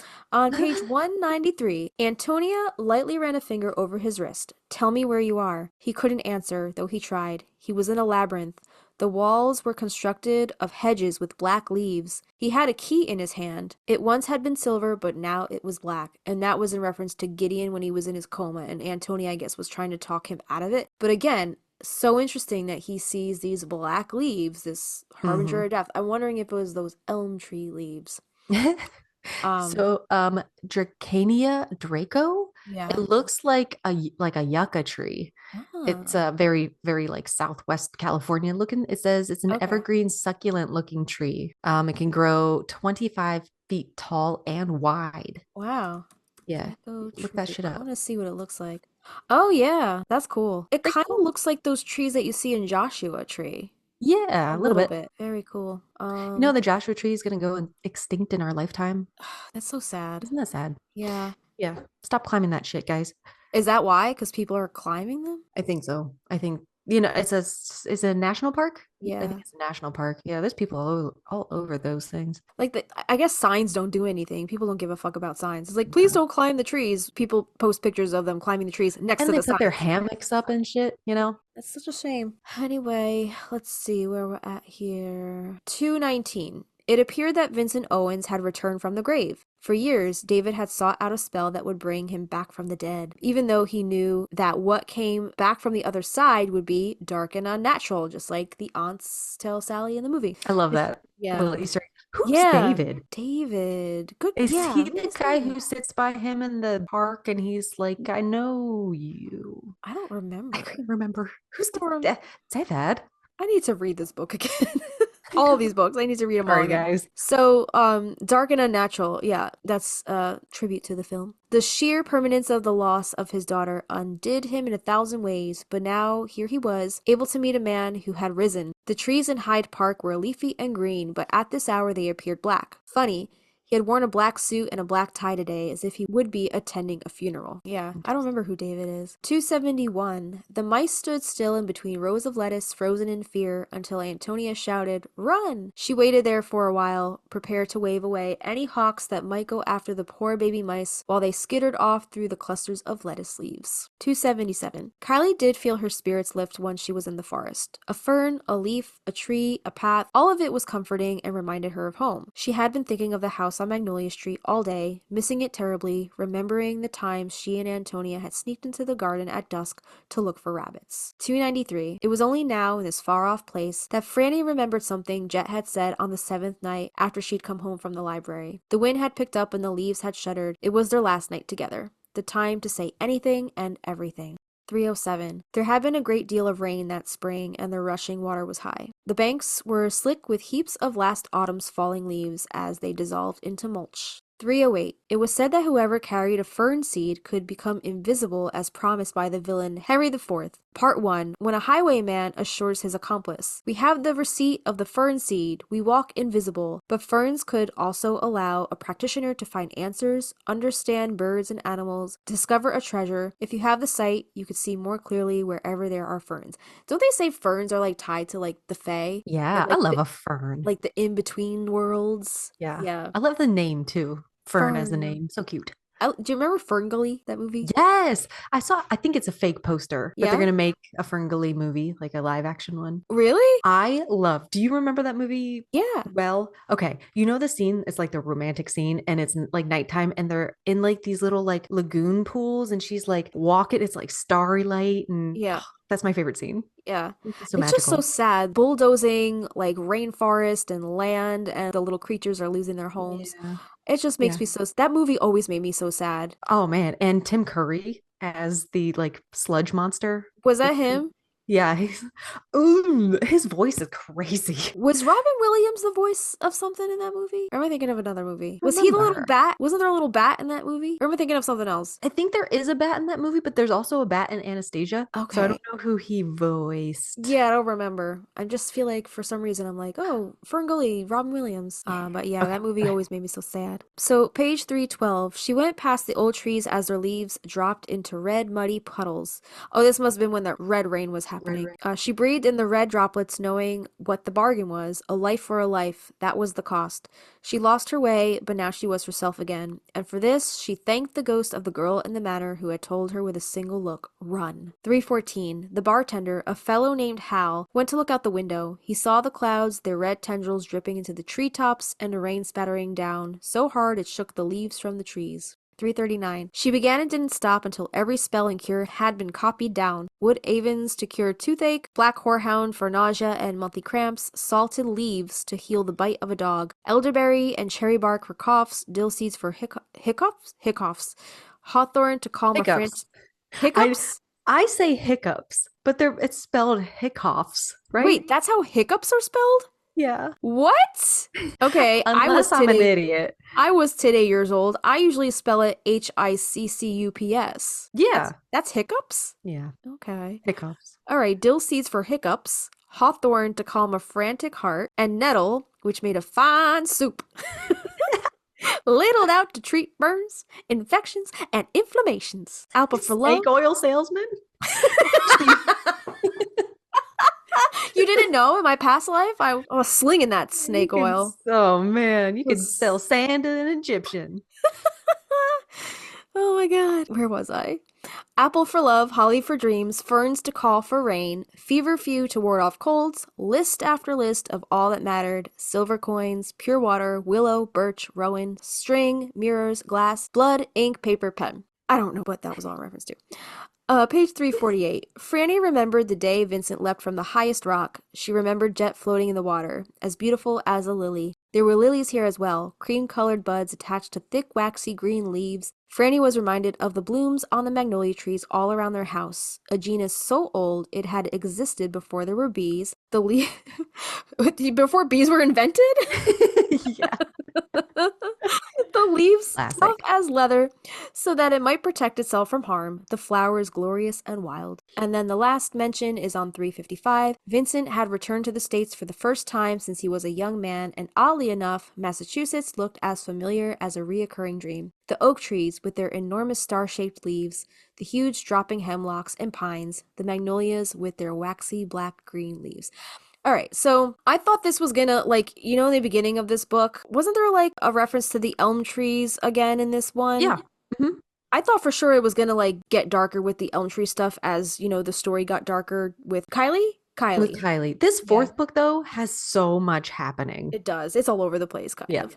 Yeah. Yeah. Yeah. So I guess in retrospect, looking back at all four of those books, I think the one that strikes me or intrigues me the most would have to be Magic Lessons, when the leaves kind of like they're their own character. The elm trees, these black leaves keep falling, and they kind of represent this, I don't know, dark energy that Maria is kind of like holding within her to get back at John Hathorne to Yeah. win his affections, you know? I like its representation in Magic Lessons, but I love that it makes you pay attention a little more. You know, I don't know if you ever sitting outside and like you can see the breeze coming Yeah. from the trees like far off. I'm like, ooh, those leaves are, Mhm. I need to be paying attention to something. I don't know what it Yeah. is, but the leaves are talking to me. Yeah, I do believe that. Do you believe that? I believe that. Yeah. Believe. I do believe that that trees have their own language, and you know they are maybe sometimes trying to communicate things to us that, you know, we have to be tuned into, and not necessarily, not everybody's always tuned into that, but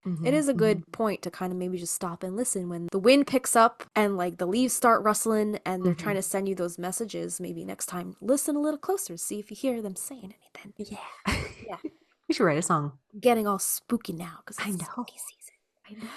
We're actually going to talk a little bit about trees as sentient beings, right? Yeah, I saw you had something in there. Oh, I can't Yeah, wait. yeah. So we're gonna get into the movie scene a little more now. The Yeah. movie scenes. There's multiple scenes. So the very first scene that I want to talk about is about 10 minutes and 30 seconds into the film. It's that scene when Sally is walking with the aunts outside of the post office, and she's upset because she misses Jillian, who had just sent them a postcard saying that she's in Orlando. She's in Orlando, right?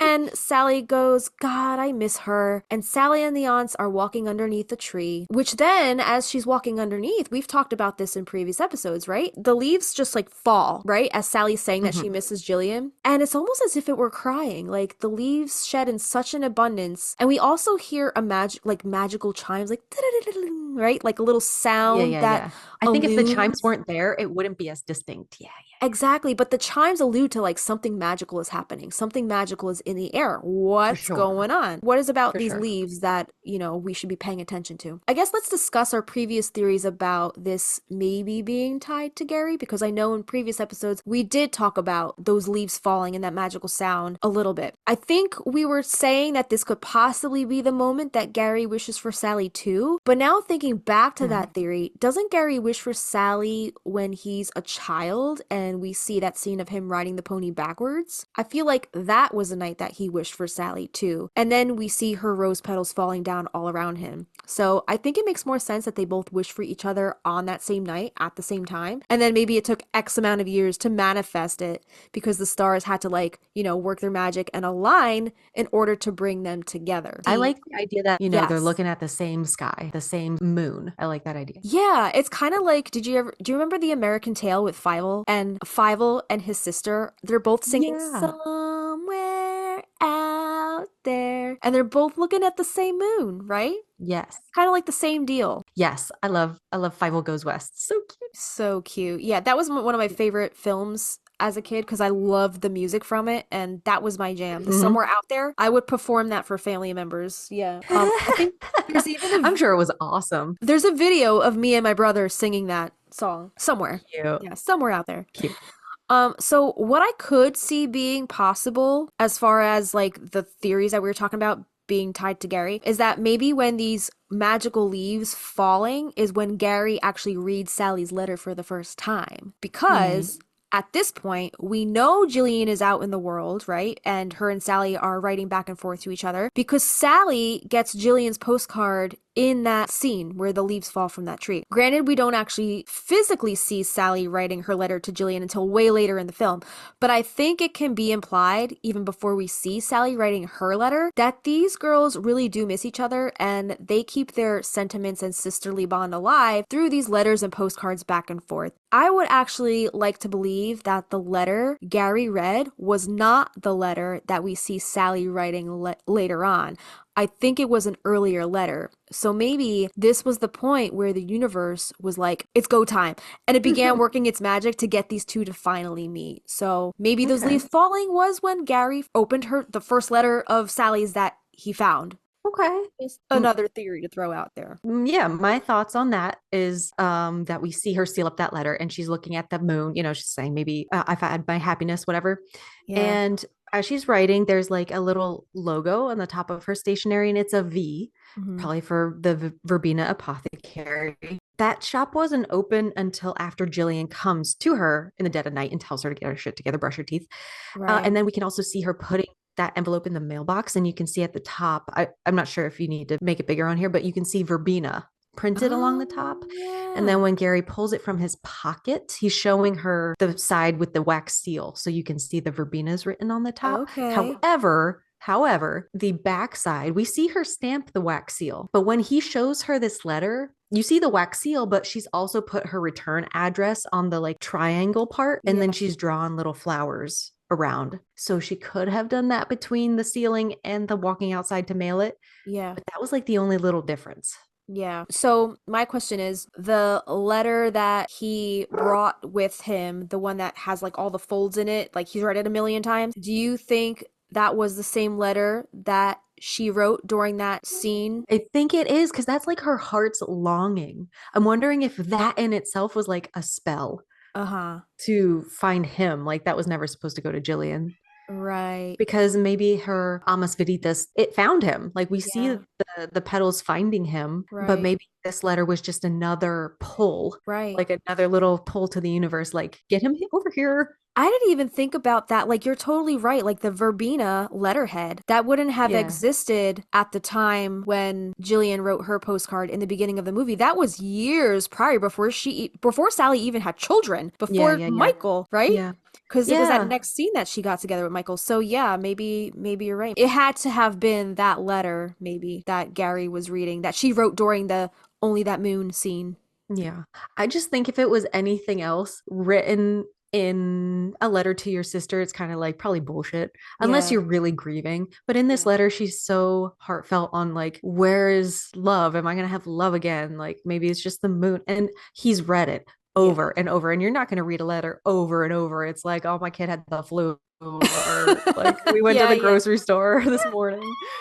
I don't Yeah. know. Yeah, you're right about that. Okay, so then going back to the leaves falling then, what do we think that was about then? I don't know. Like to me, it's always just been like these women are magical. It could mean anything. Like just Right. weird shit happens around them whenever, Yeah. all the time. So, okay, so I had another theory going. If not Gary, then this, okay? So, Okay. the leaves falling at the post office scene, it might actually not have nothing to do with Gary at all. Maybe those leaves falling are just supposed to symbolize Sally's feelings of isolation and loneliness and her disdain for being the obscure personality in their town and her resentment toward her sister for abandoning her. Like, again, if we look Hmm. back to the actions of that tree and its shedding of its leaves in that scene, it almost looks as if it were crying, right? So naturally, I was curious as to what kind of tree this was and if the type of tree in this scene had any sort of significance to the storyline. So I got out my handy dandy Picture This app, not sponsored, Okay. which scans any type of flower or plant and it identifies it for you. And yes, it even works if you scan something on your TV screen, like any Okay. kind of plant, like it just needs the image of it and it could tell you what it is. So I scanned that tree that Sally walks under, the ones with the leaves that fall, and lo and behold, this is what my app identified the tree as. Are you ready? I'm ready.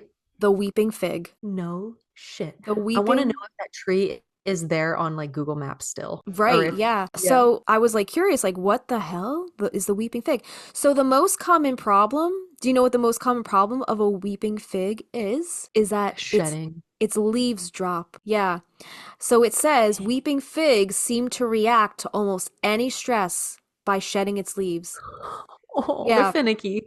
Right. So overwatering, underwatering, drafts, lack of nitrogen, low light are all causes of leaf drop. Weeping figs often shed leaves when they're moved to a new location or they're repotted, etc., etc. But I wanted to just acknowledge that the reason why figs commonly drop their leaves because of stress and aside from all those other scientific reasons, I was seeing it more symbolically. Like this weeping fig in the film was stressed and literally weeping because it felt Sally's stress and her pain It's and her stressed. longing, right? And as we know, Sally and leaves have that symbiotic relationship as we've talked Yeah. about before. And we're going to talk about in the next couple of scenes, which I have found a link between two scenes that I have never really noticed before that like kind of had a link between them. So I'm excited to talk about that. So, Okay. if choosing a weeping fig was in fact intentional on behalf of the writers of the film, I think that is so brilliant and such a subtle touch that if you Mhm. didn't look deeper into it, you would never even put the two and two together. Do you think it's No. a coincidence that they used a weeping fig? No, I think those set designers were like smart as shit because that tree's not there anymore, at least on No? Google Maps. No. Okay, so just a little bit more about the weeping fig. This is from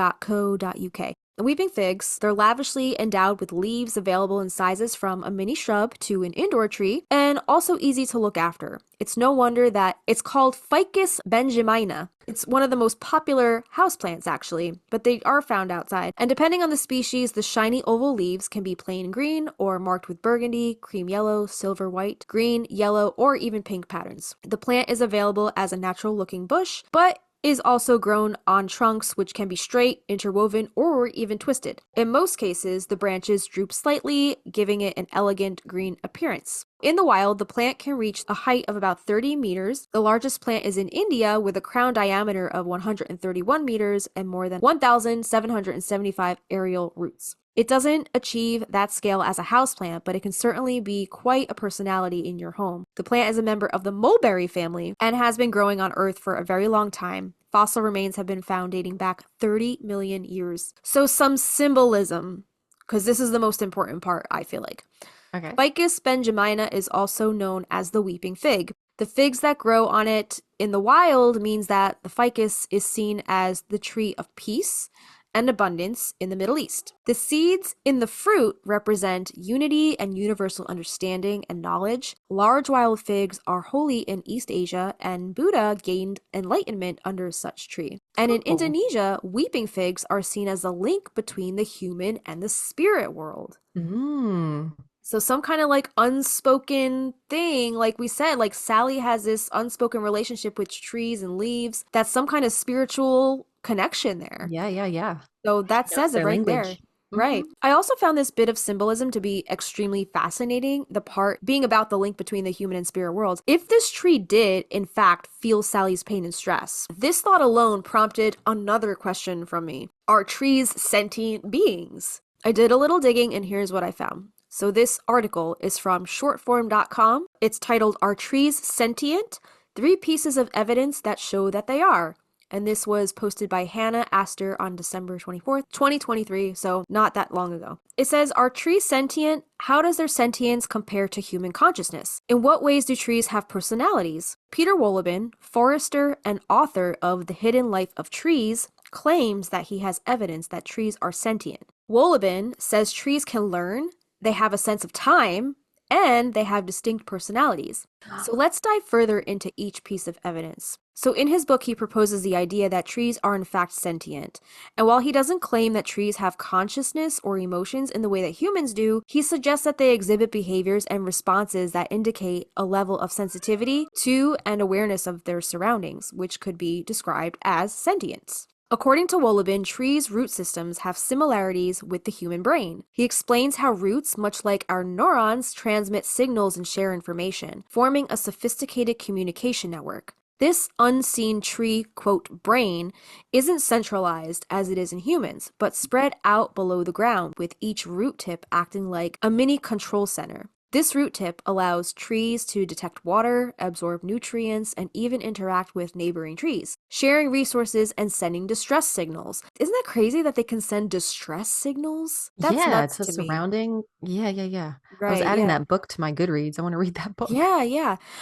So this short form note, Simmered, Finding the Mother, or I guess it is another author of another book called Finding the Mother Tree, elaborates on the similarities between this underground network and the human brain in a 2021 interview. She explains that the underground network of roots and fungi closely resembles a human's neural network, as both are systems designed for the most efficient transfer of information and resources. It's like the collective conscious. Yeah, They're all connected exactly. underneath somehow. And like imagine like a whole forest of trees just like having these conversations that we can't hear, I right? love it. I love that shit. And that kind of like makes sense, like why the animals know it's gonna storm before it does. It's probably because they can understand that language. Because they're not clouded with all the gunk and bullshit that humans are, you know? They get that pure tree language in their system. Exactly. It's just, it's so beautiful. It is beautiful. I wish, I want to come back in the next life as either a tree or an animal. It does weird me out though that they have a sense of time, because that sucks. That is strange. That is strange.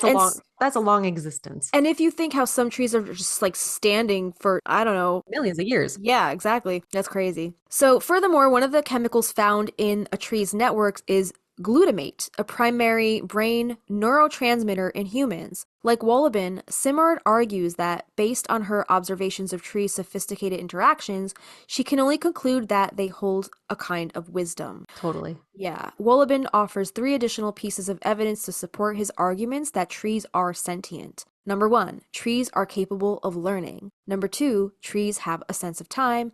And number three, trees have distinct personalities.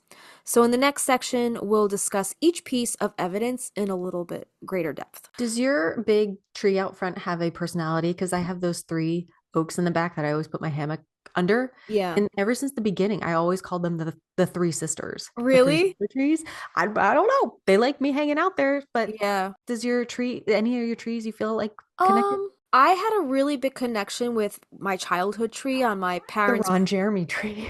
The Ron Jeremy tree. The one that my neighbors cut down and I was livid. I was Yeah. livid when they cut Yeah. that down. I actually, when I was still living at my parents' house before I was married, I came home one day and the lady that actually lived on that property, she had passed away and she knew my connection with that tree. Mm. And when she passed away, the attached house next to her actually bought her house and then was renting it out. So Uh-huh. now the landlord was living on the corner. So now they were legally able to do whatever they wanted with her property, with her tree that was like on our property line, like between mine Yeah. and her house. So I came home one day and they were like at it with like an electric saw and I screamed at them. I was like, Oh. "Don't touch my tree!" And then they saw how upset I was, so they didn't touch it for the rest of the time I lived there. As soon as I moved out, they fucking cut it down. The whole thing. They cut the whole Wow. thing down. I was pissed. Oh, that's Pissed. awful. I'm sorry. So that was like the only tree that I really had that kind of connection with. And I have some connections to these trees on my property too, but it wasn't like that childhood connection.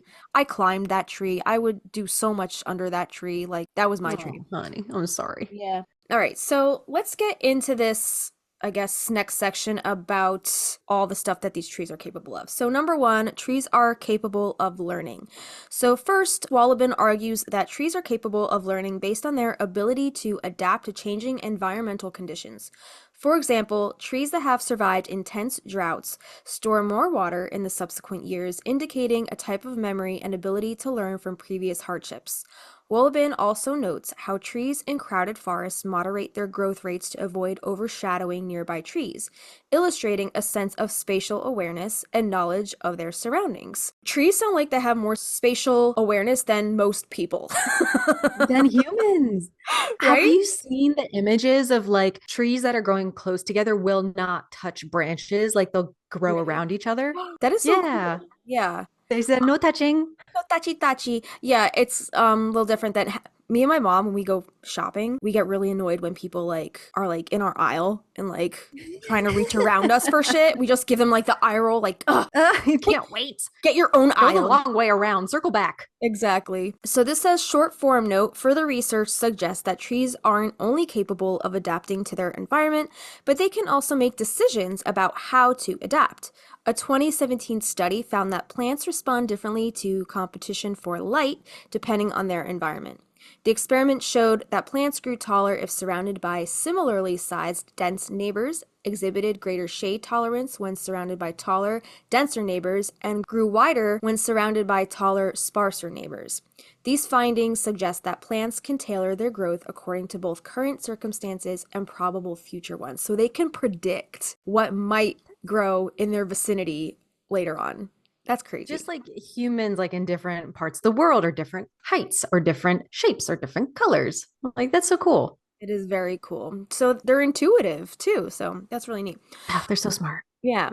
Number two, this one is kind of freaky. Yeah. Trees have a sense of time. So what does that mean? So Wolleben also argues that trees have a sense of time rooted in their innate biological rhythms and cycles. He points out that trees follow a yearly cycle of growth and dormancy that aligns with the changing seasons, suggesting they have an internal clock that guides their activities. For instance, trees know when to sprout and drop their seeds to ensure the maximum chance of survival. Trees of the same species even produce seeds at the same time to ensure the genes of individual trees are well mixed. Similarly, trees know when to shed their leaves in the fall to conserve resources for the winter, and when to resume growth in the spring when resources are abundant. So, short form note, in Braiding Sweetgrass, which is a book by, I guess, an author named Kimmerer is the last name, Kimmerer expands on trees' collective sense of time using the example of a pecan tree's mass fruiting. Kimmerer explains how all pecan trees in a region time their seed production collectively. The oversupply of nuts causes a surge in the squirrel population, which triggers an influx of predators, causing a subsequent decline in the squirrel numbers. The pecan trees then begin producing seeds again, strategically timed when squirrel numbers are low, increasing their seeds' chance of germination. Kimmerer's analysis of pecan trees' synchronized masting behavior shows how the biological clock of trees influences not only their personal growth cycles, but also broader communal survival strategies. We noticed that here with our pecan tree out front. We haven't gotten a single edible pecan because the squirrels have just always gotten them first. And Yeah. we hear coyotes, but we don't see them in our yard. And I don't know what other, I don't know, predator would be around besides Papillon outside. So Aaron has a BB gun. I've never seen him shoot a damn squirrel in his life, but we've also never gotten a pecan. I'm really Yeah. upset. So I'm wondering if it comes in like a cycle of every 4 years, every year and a half. So I'd be interested. This braiding sweetgrass book sounds Yeah, interesting. that is really cool. The So, other thing oh, go ahead. that Aaron told me was that when trees absorb their water, he was telling me about some fucking book. They only absorb through like, you know how they have the rings on the inside to show their growth? They Yeah. only absorb it through like the outer few rings, and that's what carries the water up into the tree. So Oh, if you like carve a circle, you know, a couple inches into the tree, it'll die because it can't suck up the water. oh no. Like, Aaron, you're so smart. Yeah. Oh no. Really interesting. I had no idea. I don't know Yeah, that. I didn't know. I didn't know either. Very cool. So I guess that like their outer layer of bark is kind of like their epidermis. It absorbs all Yeah. the moisture from the atmosphere, which makes Yeah. sense. So moving on to number three, trees have distinct personalities.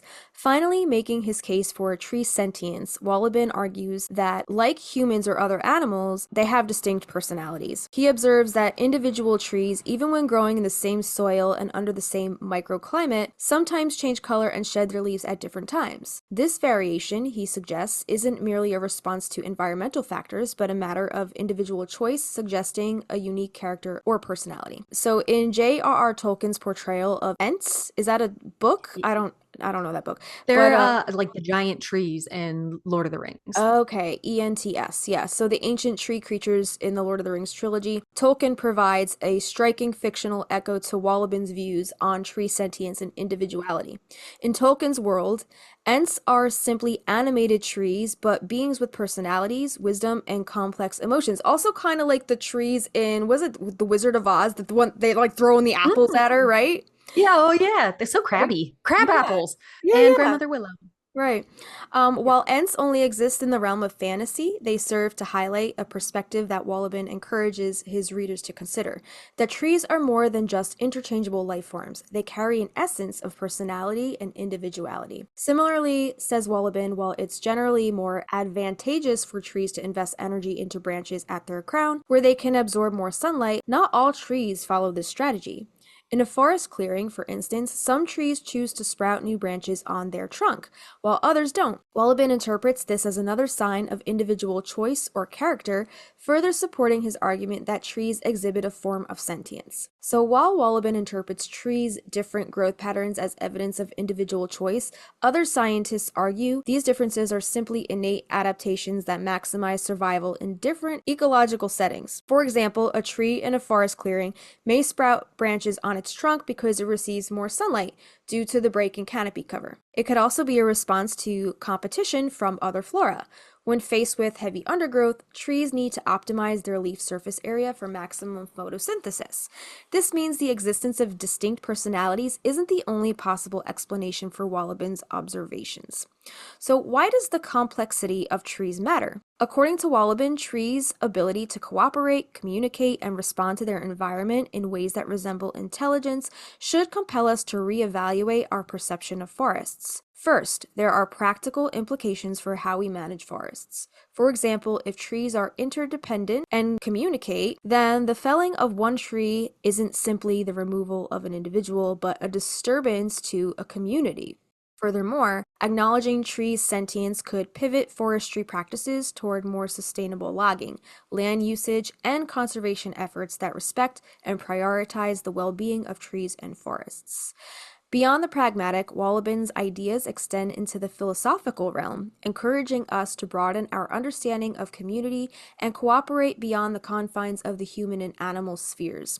This perspective invites a rethinking of our relationship with nature and our roles as environmental stewards and promotes a heightened respect for the lives of trees. I know, like, humans often disregard trees or plants, like, yeah, they're living organisms as we know, but we don't regard them as them having the same, I don't know, intuitive nature as humans and animals do, It's which is part of our unfortunate. cycle. Like they Yeah. influence and affect our every single day. Exactly. Yeah. Yeah. And like some, I guess some humans just don't respect that, I guess, that Mhm. reverence for forests and trees and plants. But they do feel that, I guess, the same ways as we do. One shocking thing moving here was I know you have seen from our Marcos, but there's a lot of logging trucks around here, Final Mm. Destination style logging trucks. Mm. And there are a bunch of pines that are specifically planted in rows for like telephone poles. And it was really hard for the first couple of years seeing like whole acreages just taken out Oh my God. for these plants. And come to find these trees only take about 10 years to get that tall. So when they fell a whole acreage, all that undergrowth, those other trees then get more sustenance and get more light and get more nutrients. And, it makes space. But it just breaks my heart to see, something that Oh. like that leveled. And they do replant times that amount, however much that is. But it's just like really hard to see specific spaces just like boom, no Yeah. more tall pines. They're all just brand new little baby saplings coming out. That's So hard to get they used to. specifically grow those trees to log them for, I guess, lumber or whatever purposes, and then they replant and start again. Is that? Yep. Oh my God. Yeah, that Yeah. would Yeah. break Yeah. my Yeah. heart. But I guess if they're planting them for a specific purpose, I guess it makes sense. It's like a tree farm, right? Basically. Right. Right. Right. Right. So, It's just hard to, I guess, conceptualize that yeah. animals live there. Right. Bugs Yeah. live. Yeah. We're just a small, small speck in the grand scheme of things. I know. My other question for you is Phyllis gonna make an appearance in this episode later on? Possibly, maybe with all the science, all the science Yeah, that's what I was thinking. stuff. All right.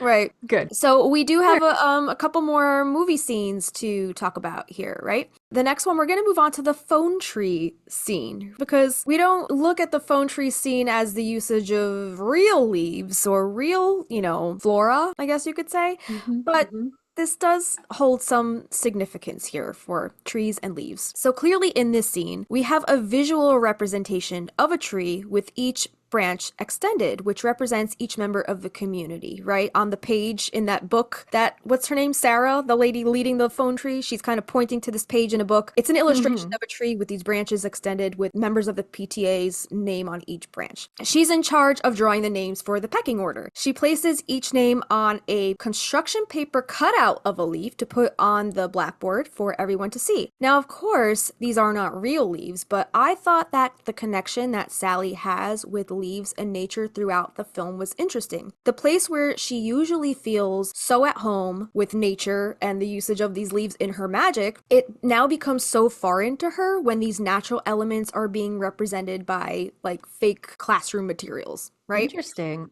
Yeah. So, like construction paper and the chalkboard and all that stuff. So, this Mhm. could also be representing that she has to put on this fake persona when she is in the presence of her community, kind of diminishing her magic. Mhm. So, I consulted ChatGPT just to see its perspective on how the phone tree scene could kind of correspond with Sally's connection to actual trees and leaves. And here's what it had to say. Okay. So, in Practical Magic, Sally Owens, one of the main characters, has a deep connection with the trees, symbolizing her connection to nature and her magical heritage. Trees in the film often represent the strength and grounding of the Owens family, and Sally's bond with them reflects her internal struggle between embracing her magical roots and seeking a more ordinary life. The That made concept me think of of Samuel Diaz. right, The trees. exactly. The trees. The Yeah, trees. Okay. the trees. The colors, Duke, the colors. Yeah. So the concept of a quote phone tree day typically refers to a community event where people use a network of phone calls to relay information quickly. The idea is to create a chain or quote tree of communication. This communal effort reflects the interconnectedness and support within a community, similar to how Sally's connection with trees symbolizes her link to her family and her heritage and her magic, right? Her inner magic. The connection between Sally's relationship with trees and a phone tree day lies in the themes of interconnectedness. Just as a phone tree day relies on a network of people to spread information, Sally's bond with the tree signifies her link to her ancestors and the natural world. Both concepts emphasize the importance of networks, whether they are familial, magical, or communal, in supporting and maintaining connections within a larger system. Also, one other thing that I wanted to point out during the phone tree day scene, I like to be nosy and like look at what kind of projects they have going on Yeah, around you the room, do. right? And what's on the board behind all the ladies sitting in the phone tree in that scene at the desks? It's another famous book. Do you remember what book is behind? I do. Go Yeah. ahead, tell us. Let's see, what kind of papers are hanging up? Did you ever notice that they have a whole bulletin board in the back of the room about the children's book Where the Wild Things Are? It's a And good book. yeah, very good book. One of my favorites. If you've ever read that book or seen that movie, there are a lot of natural elements going on in that film as well. So I was just wondering if that was a conscious decision on the writers or set directors of this film. And I was curious to know if Where the Wild Things Are holds greater significance in a more underlying way that wouldn't be as obvious outright. But maybe if we dig a little bit further, we would see more parallels between the two if something is in a film, whether it's in the background or a main plot point. I would like to think that it's intentional and serves a greater purpose. It's kind of sneaky, right? My question is, whose classroom do you think they're in? Do you think they're in Antonia's classroom or Kylie's? Because to me, that's like a younger kid's book. Right. So maybe Mm. Antonia. Maybe Maybe Antonia. I've Antonia. never noticed if there's like grade 3 or grade, Yeah. I don't know. Antonia's maybe grade 3. Yeah, I didn't I even know think she is. about to look what grade that it was. I didn't pick that detail out, but that's a good point. Which child is she there for? Or is it just in general? Maybe it's just a general A PTA for random the classroom. entire school and it's just a random Yeah. classroom. Yeah, that much we'll never know. But I consulted ChatGPT again just to see what it had to say as far as the parallels between the Practical Magic film and Where the Wild Things Are, the children's book. And this is what it had to say. So, Practical Magic and Where the Wild Things are quite different in their genre and themes, but there are some interesting connections and parallels between the two. Number one, themes of escape and imagination. In Where the Wild Things Are, Max, the protagonist, escapes to a fantastical world where he becomes king of the wild things. This journey reflects his desire to escape the constraints of his everyday life and his emotions. Similarly, in Practical Magic, the Owen sisters, Sally and Gillian, often find themselves escaping from the challenges of their magical heritage and societal expectations. Their connection to magic offers them a form of escape and self expression. Number two, exploration of identity. Max's adventure in Where the Wild Things Are is also a journey of self discovery as he confronts his feelings and learns about himself through his interactions with the wild things. In Practical Magic, Sally and Gillian each navigate their identities both as individuals and as witches. Their personal growth and the way they handle their magical abilities are central to their stories. Number three, the role of imagination and magic. Both works center around the power of imagination and magic. Max's wild adventure is a product of his imagination, a place where he has control and freedom. In Practical Magic, magic is an integral part of the characters' lives and shape their experiences, whether they're for it or not, because we know Sally likes to kind of brush that part of herself under the rug, and Jillian just runs away from it, right? Right. So the film explores how magic can influence one's reality and personal choices. And the whole movie is about choices, right? How Sally chooses to live her life, how Jillian chooses to live hers, and then also the choice of, do we turn ourselves into the police or do we bury the body? Right? Right.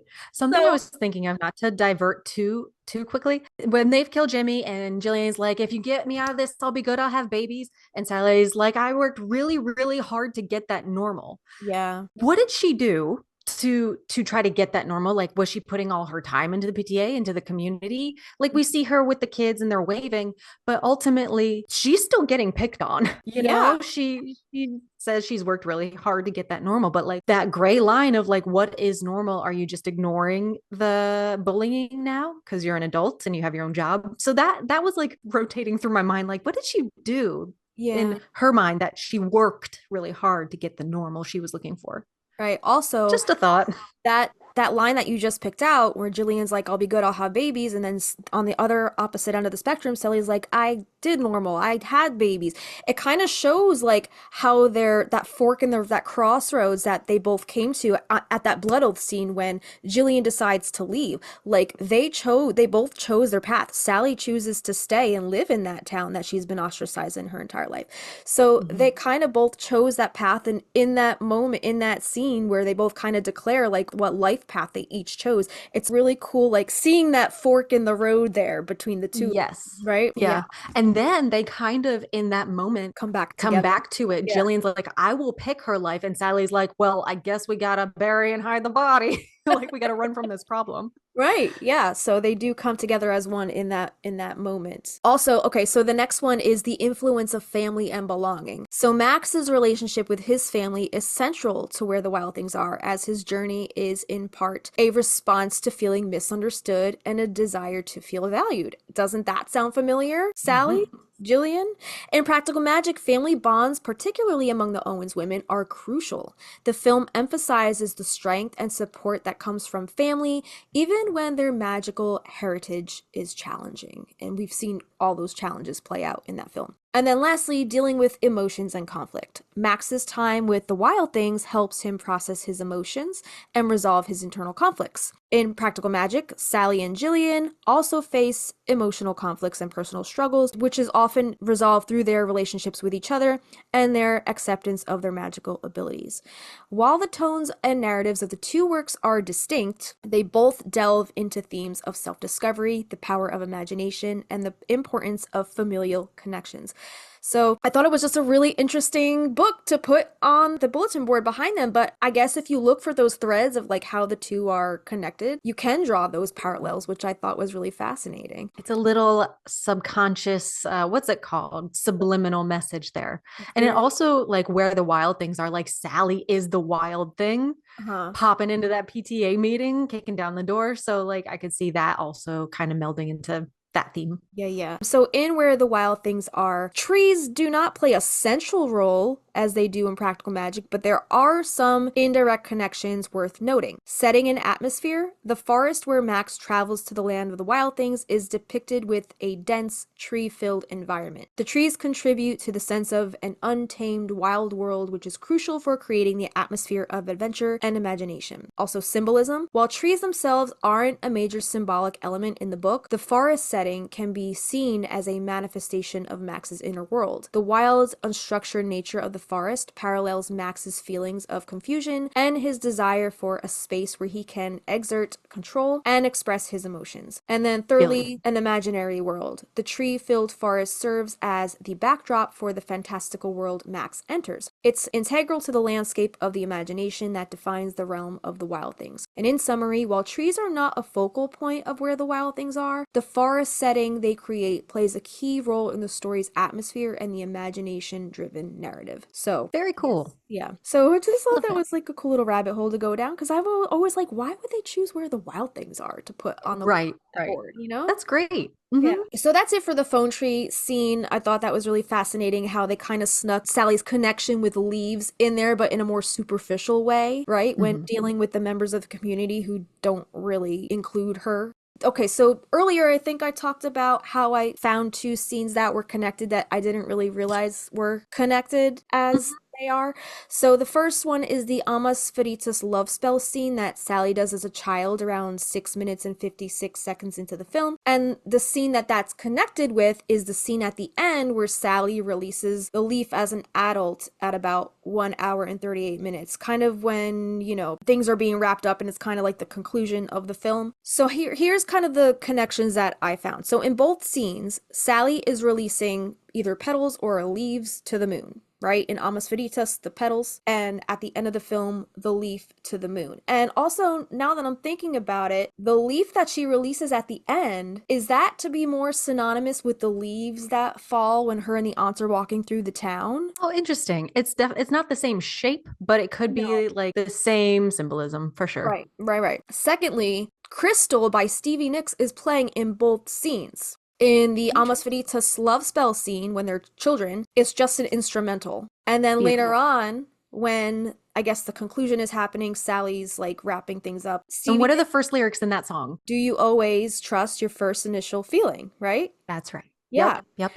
And when Stevie sings that line, she's, lifting that leaf off to the sky. And I just thought it was fascinating how we kind of get the conclusion with Stevie's lyrics at the end. They save it for the Yes. end. They don't play the lyrics in the beginning. It's just an instrumental kind of letting the girl's narrative play out. So Oh, I I like that. just thought that was a sweet touch.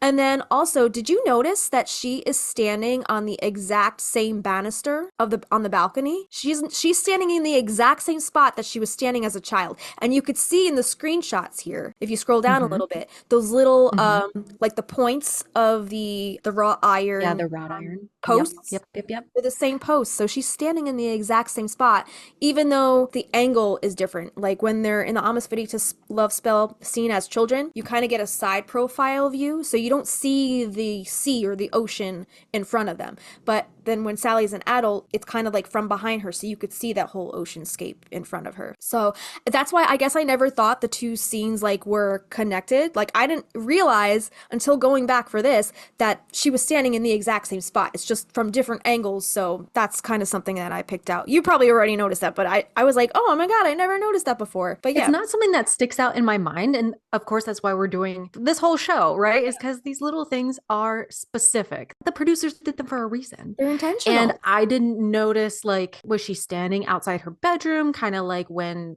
Jillian left? No, because that railing is totally different. It's that beautiful white Yeah. picket fence style, whatever. This iron fence, I love it because we only see it these few times besides the like wide shots of the house. And it's the railing that encircles the roof. So she's Mhm. standing up on the roof on that widow's walk, like calling Gary home to her. And I love that. Yeah. Wait. So is that the Widow's Walk? Is that the balcony surrounding the lighthouse at the top? Yes. Yep. So that's even more interesting that you said that. You said she's calling Gary home. So she is in essence that beacon of light that is calling to Yeah. Gary. She's the lighthouse. Stop. And Gary's the lost ship at sea and he's coming home to her. Did you just write another song for us? We might have. Oh, love it. What would we call Yes. that one? Ooh, ship it. See, Brandy. Brandy. Yeah. I hate to tell Gary. you, Christina. Gary.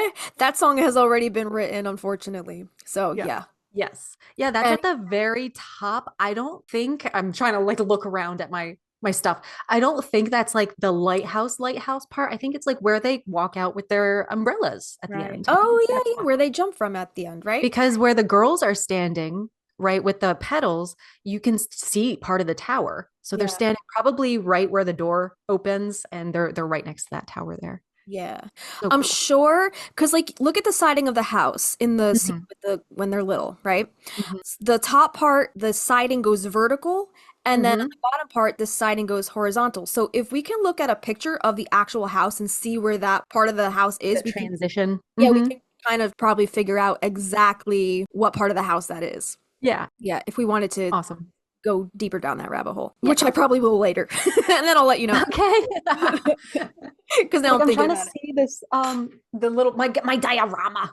Like okay, Let like me get my that's the diagram. front, right? To me, they're like right here. You Okay. know? Yeah, They're yeah, like yeah. and they have to be on the back side because they're facing the ocean, right? Right. Yeah. Ah, let me get my Yeah. diorama. Yeah. Anyway, I love what you found about So many the details. railing there because we don't see that wrought iron work any other time up Right, close. yeah. So at the end of the film, after Jimmy has been banished and Gary has absolved the Owen sisters of their crimes and closed the case, Gary's back off on the West Coast and Sally is giving us her final thoughts at the end of the film. I think I already just said all this, but kind of like in my own wording. We see her at dusk on the balcony. We don't see the whole picture of where she's standing, but there is a banister in front of her, and it's overlooking the sea. And we see her silhouette about to release what looks like a maple leaf up to the moon, the same way she releases her rose petals as a child in the Amas Veritas. A maple leaf, like maple syrup? Maple syrup! It's all connected!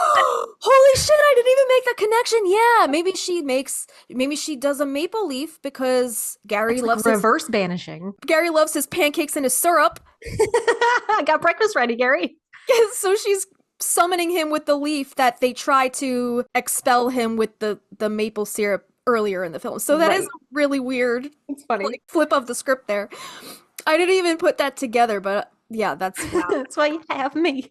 Yeah, exactly. So yeah, I never noticed the side by side of those two scenes again, and how she's standing in the exact same spot, did the exact same petal / leaf release to the moon as she does as a child. I think in essence, this is her way of saying at the end of the film that she's releasing that child part of herself who never wanted to fall in love. She's now making peace with her traumatic past and all of the loss that she's endured. So I like how also she's choosing to do this on her own when at first when she did the Amas Veritas spell, Jillian's standing right beside her the whole time. Yeah. It's very interesting. It's a choice she has to make for herself. Yeah. But then at the end, she's like, Jillian, what would you do? And Jillian gives her flippant answer. But in the end, Gary hears her call and comes running home to Magnolia Street. Yeah, I love how, like, I don't know, it looks like he's laying in bed or on a couch or something. Like, we don't see where he is. But I always think he's outside. Like, he's like cowboy camping. Yeah. And he just looks up. And, like, we don't see the leaf, but we know that he sees the leaf in that moment, right? And then he's like, I guess that's him hearing her call, quote, a mile away, even though at this point he's probably 3,000 miles away because he's back on the West Coast filing all that paperwork to close the case, right? Yeah. Yep. So we know find that loophole for his lady love. Exactly. So we know he's not on Magnolia Street. So maybe the spell that Sally wrote, he will hear my call a mile away. Maybe it just realized that they are so destined for each other that it extended the fine print, right, of the contract. Like now it's like 3,000 miles away. So that's just my 2 cents. But anyway, yeah, so that's all I have for the film. Was there any other like leaf things in the film that you saw or wanted to chat about? Nothing that I know we'll probably end up touching on later, like mint leaves. Let's get the mint from the garden, stuff like that. I know we have a lot of specific little herbs and things that are going to come up, but again, a lot of this stuff is going to have its own huge episode. So I like where you took it. I like that we talked about where the wild things are and trees being sentient, because absolutely I'm one of those people. I'm like, just listen to the trees, listen to your plants, talk to your trees, give them a hug. Sometimes they don't want it, so just make sure you're listening. Right. And I know some people, like when they pick or forage for leaves for like spell work or, you know, recipes or, you know, however they choose to use them in their magic, some people actually touch the tree and ask it for the permission, and then they wait for that answer. And I'm like, how do you feel what that answer is? Like, you know? Always trust your first initial feeling. I guess so. And with that, we're going to break. All right, yes, we will be right back, you guys. And when we come back, we're going to get into all of the science and the metaphysical and the medicinal and probably history and some other, I don't know. We have a lot of stuff coming up. So stay right there. We'll be right back. Hey, little witches. Justina here, calling all Practical Magic fans and music lovers. This fall, get ready for something truly spellbinding from the Stinas. Christina and I started Magnolia Street Podcast as a way to share our original music inspired by our favorite movie, Practical Magic.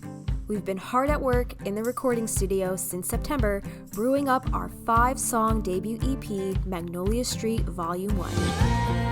At the house on Magnolia Street, would you go down to Magnolia Street where the wisteria grow wild?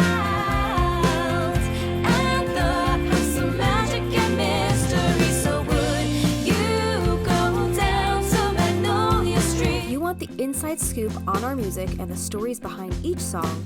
Join our Rose tier on Patreon for just $8 a month and dive into exclusive content from our songisodes.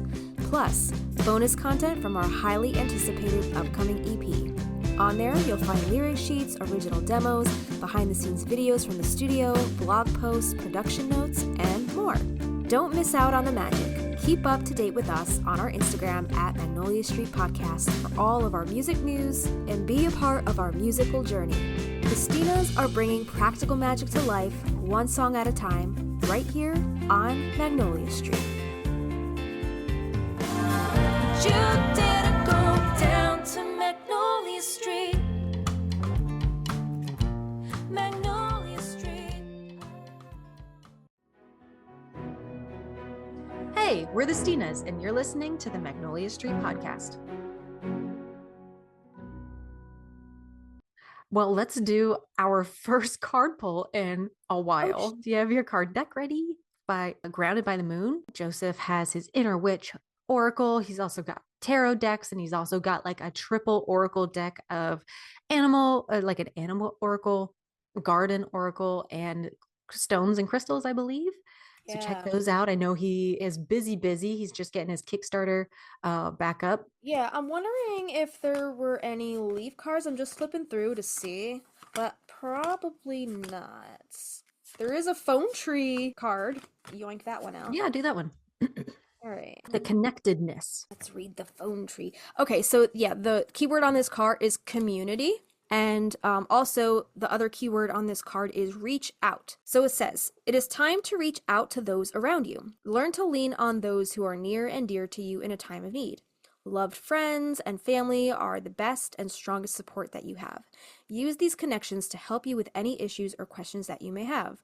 They are here to support you. The tree is a symbol of great wisdom and having a strong foundation. The more branches a tree has, the stronger the roots. As the great tree grows and extends its branches, it in turn depends its stable connection to the earth.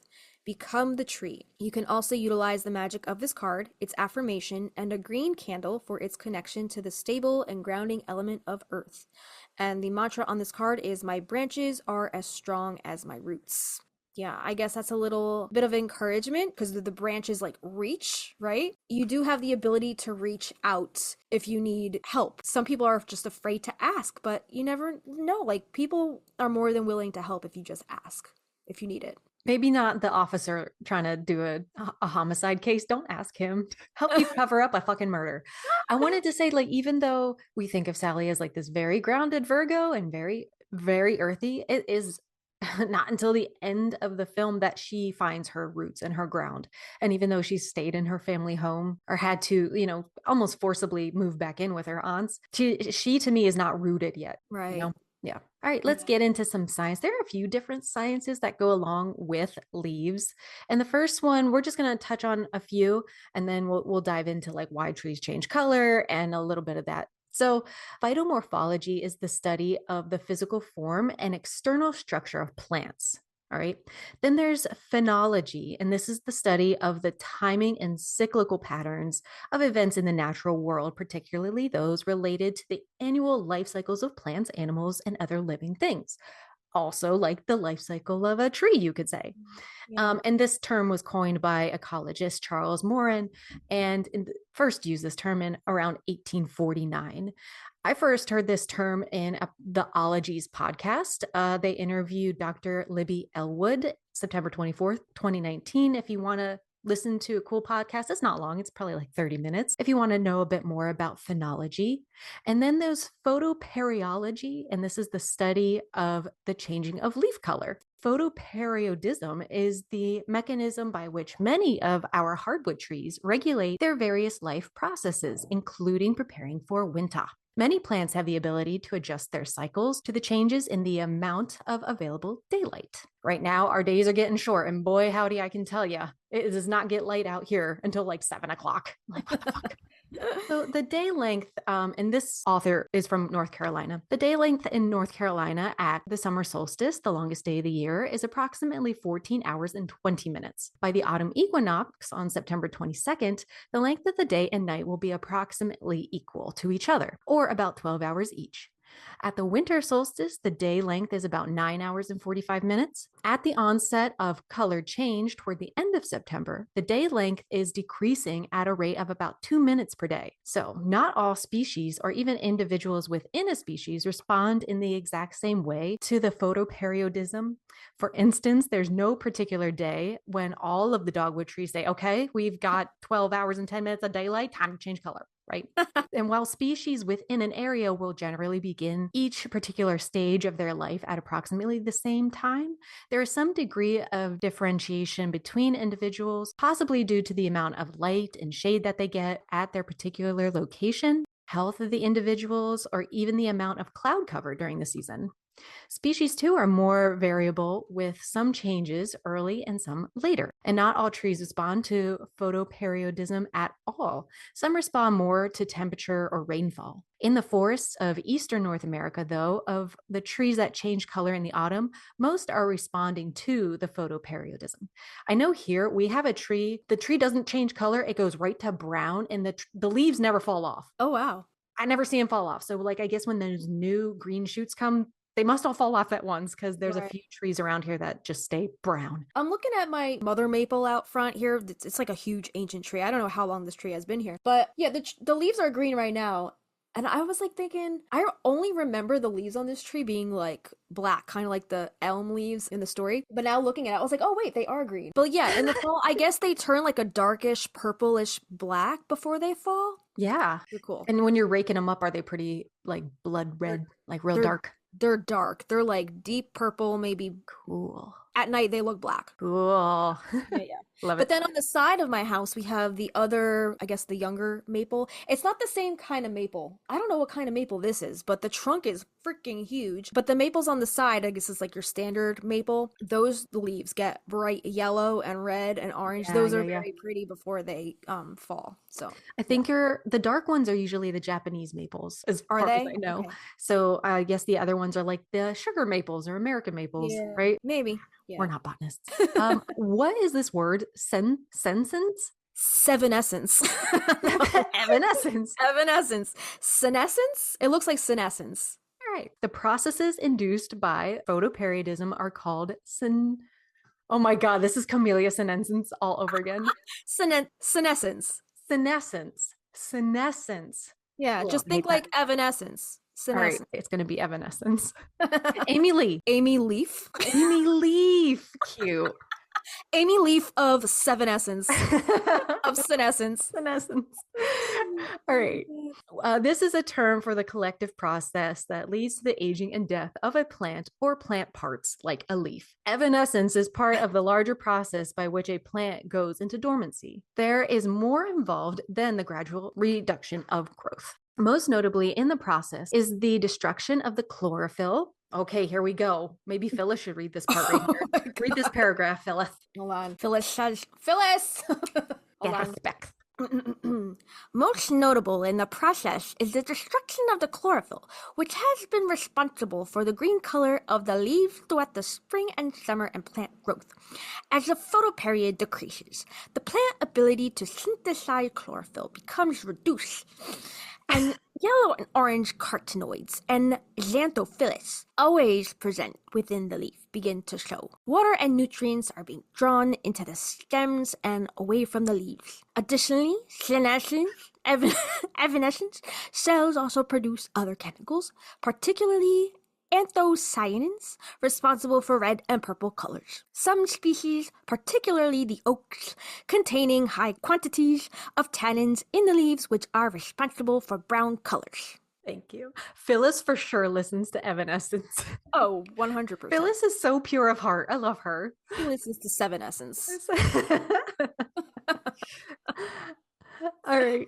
A little more science. So dormancy is the period in a plant's life of decreased metabolism in the deciduous hardwoods of the temperate regions. This period is usually referred to by the non-technical term winter. In preparation for winter and to prevent or minimize damage from cold, plant cells switch from production of chlorophyll for growth to the production of sugars and amino acids, which act as antifreeze for the plant. Didn't know that. As already mentioned, chemicals in these leaves are drawn into the stems and eventually to the roots during this process. So, why do leaves fall? The process by which nutrients from the leaves are changed into other forms and drawn into the stems and roots is very efficient. And by its end, the only remnants in the leaves will be cell walls and nutrient depleted protoplasm. At the base of the leaf petiole, where the leaf is attached to the stem, two types of cells are formed. Parenchyma cells, which are very soft, are formed on the leaf sides. Subsidized cells, which are waxy and impermeable, are formed on the tree sides to act as a protective seal. Eventually, the vascular bundles and the leaf veins of the leaf are all that hold the leaf to the tree. The vascular bundles break or are torn by the wind and the leaf falls, leaving what is called a bundle scar and bud for the next year's growth. That's so interesting. Yeah. Interesting. I don't think I never stop and think, like, oh, why do the leaves fall? Now I know. Neither. I know. So, a few more little facts about fall foliage. So, leaves from some trees, such as birch, tulip poplars, redbud, and hickory, are always yellow. In the fall, they're never red. The fall leaves of a few trees, including sugar maple, dogwood, sweet gum, black gum, and sourwood, are usually red, but may also be yellow. Unlike the bright colors of flowers, which attract pollinators, or the bright, quote, warm colors of many kind of animals, the bright colors of fall foliage are the byproduct of that chemical change that we just talked about when the tree starts to go dormant.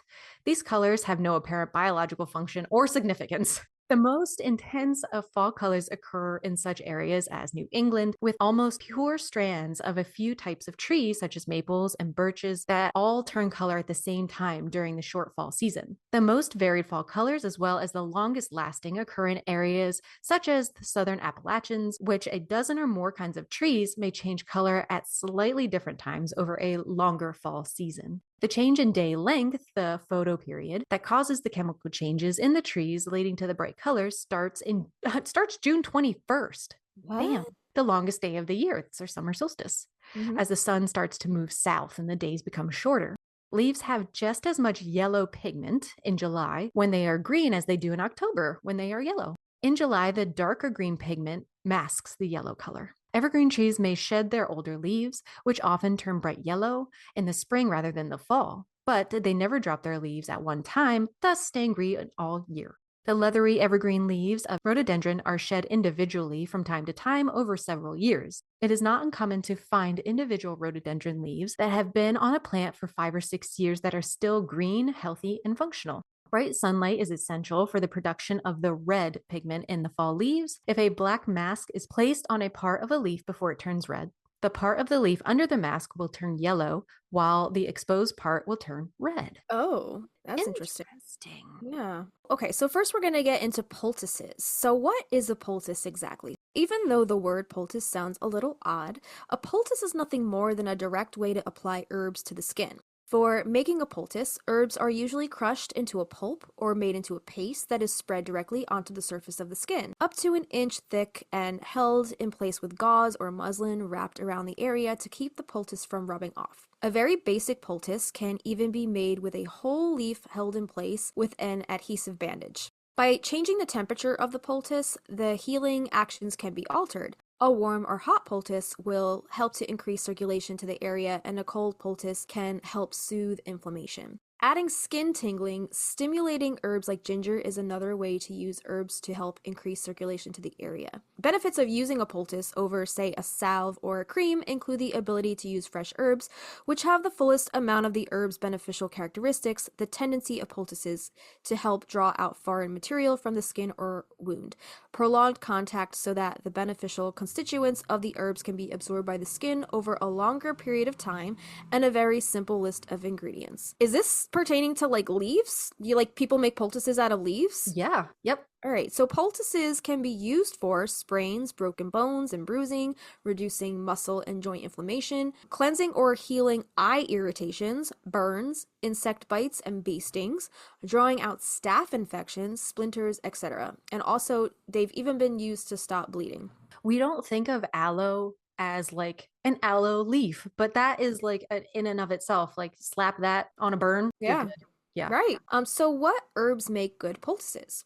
So although most herbs can be used as a poultice if the situation calls for it, it's important to remember that if it's an herb you would not take internally, you should not apply it as a poultice either. Because our skin is the most absorbent organ of our bodies, right? It's our largest organ and it absorbs everything. It will be absorbed into the bloodstream even though it's being applied topically. Herbs that shouldn't be used internally while pregnant or because they might interfere with prescriptions or pre-existing conditions are still contraindicated as a poultice. A few herbs like Angelica don't make fresh poultices because they can cause contact dermatitis in some people. Make sure you get to know your herbs before you try them as a poultice. A good way to learn about herbs is through the Herbarium Plant Database.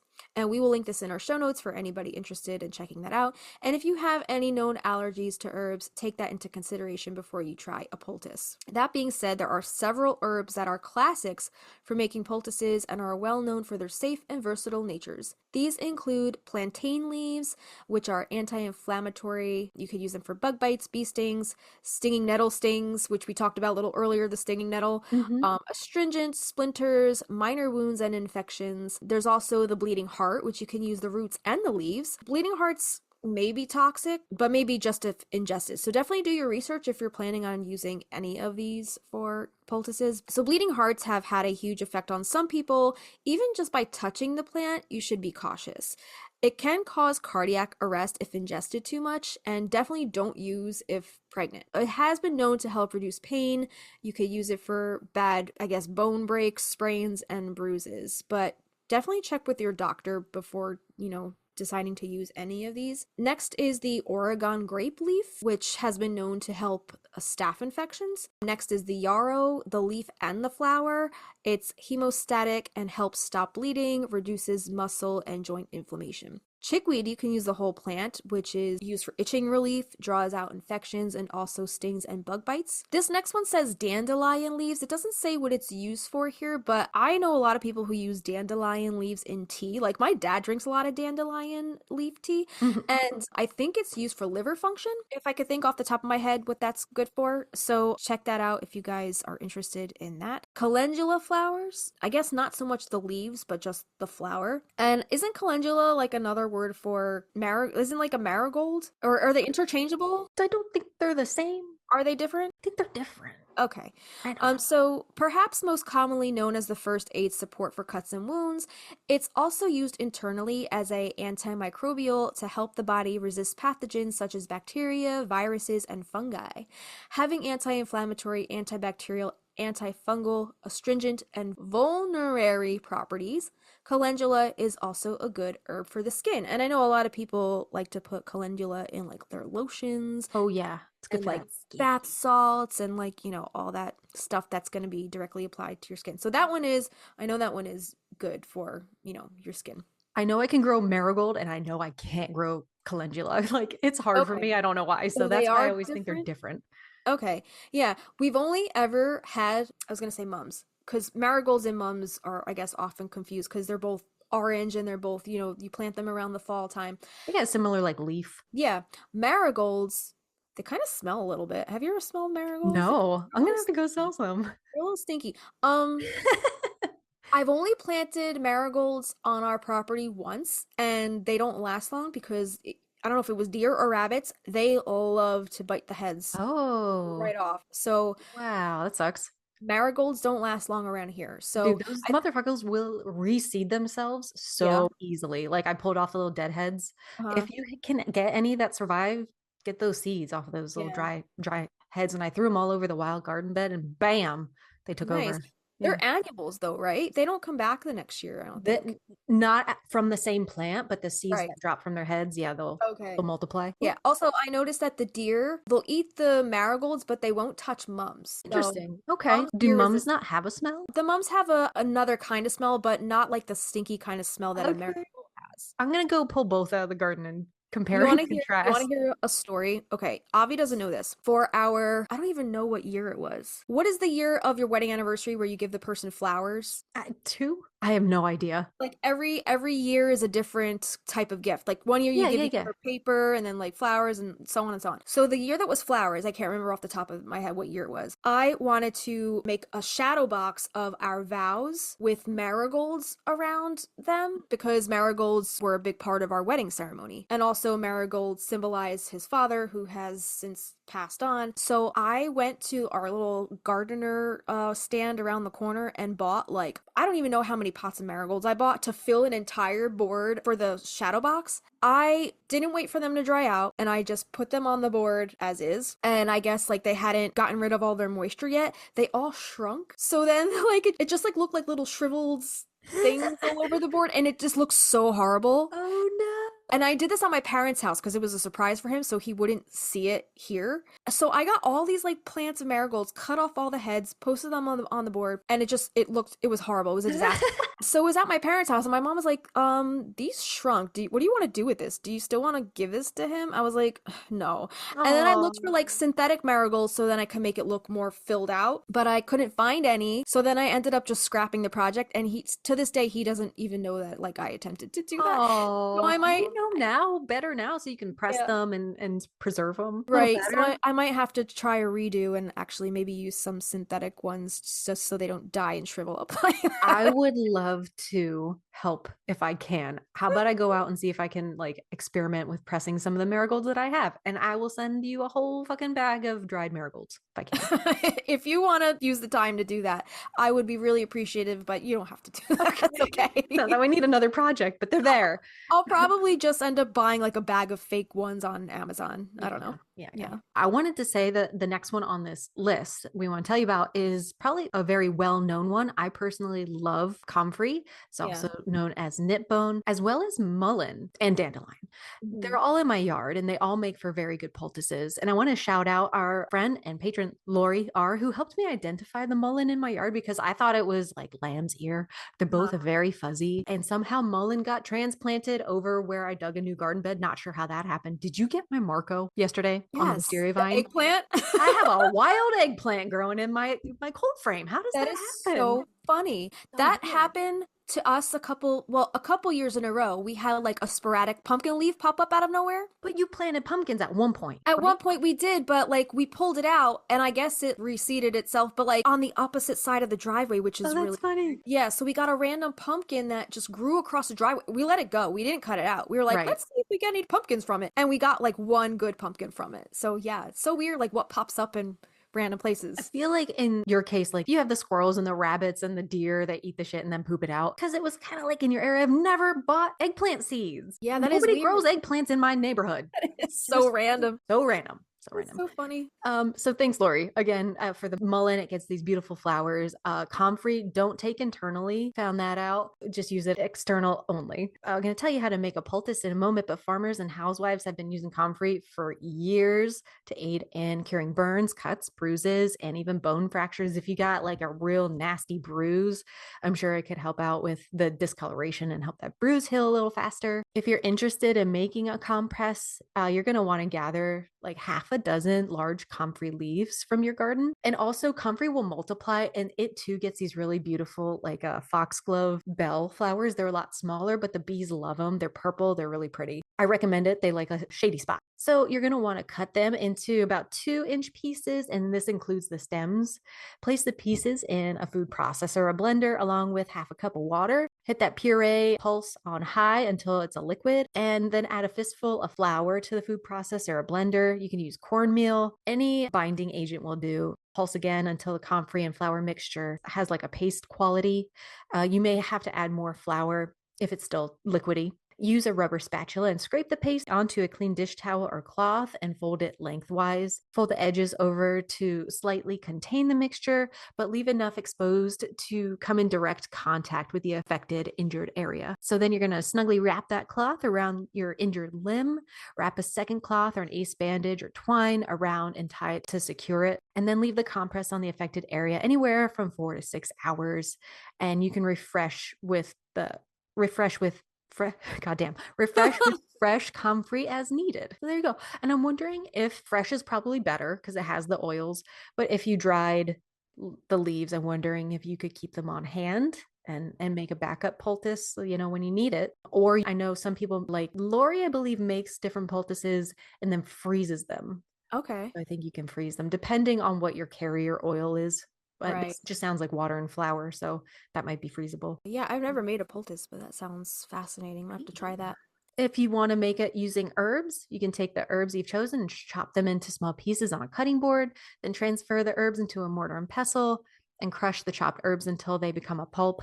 The end result needn't be silky smooth.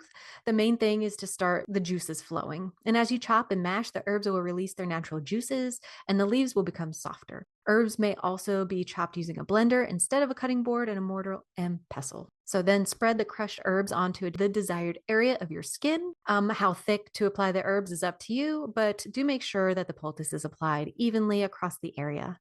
And then wrap the area in that layer of gauze or muslin or ace bandage to keep that paste in place. You might even wish to apply a layer of plastic wrap to the outside of the finished poultice, which will help ensure that the juices don't make a big old mess. Mm-hmm. So give that a try. If you do make poultices, tell us what your favorite one to use, how you store it, how you maybe keep it longer. We would love to know, since Justine and I don't make them personally, but that's how you can use poultices in your craft.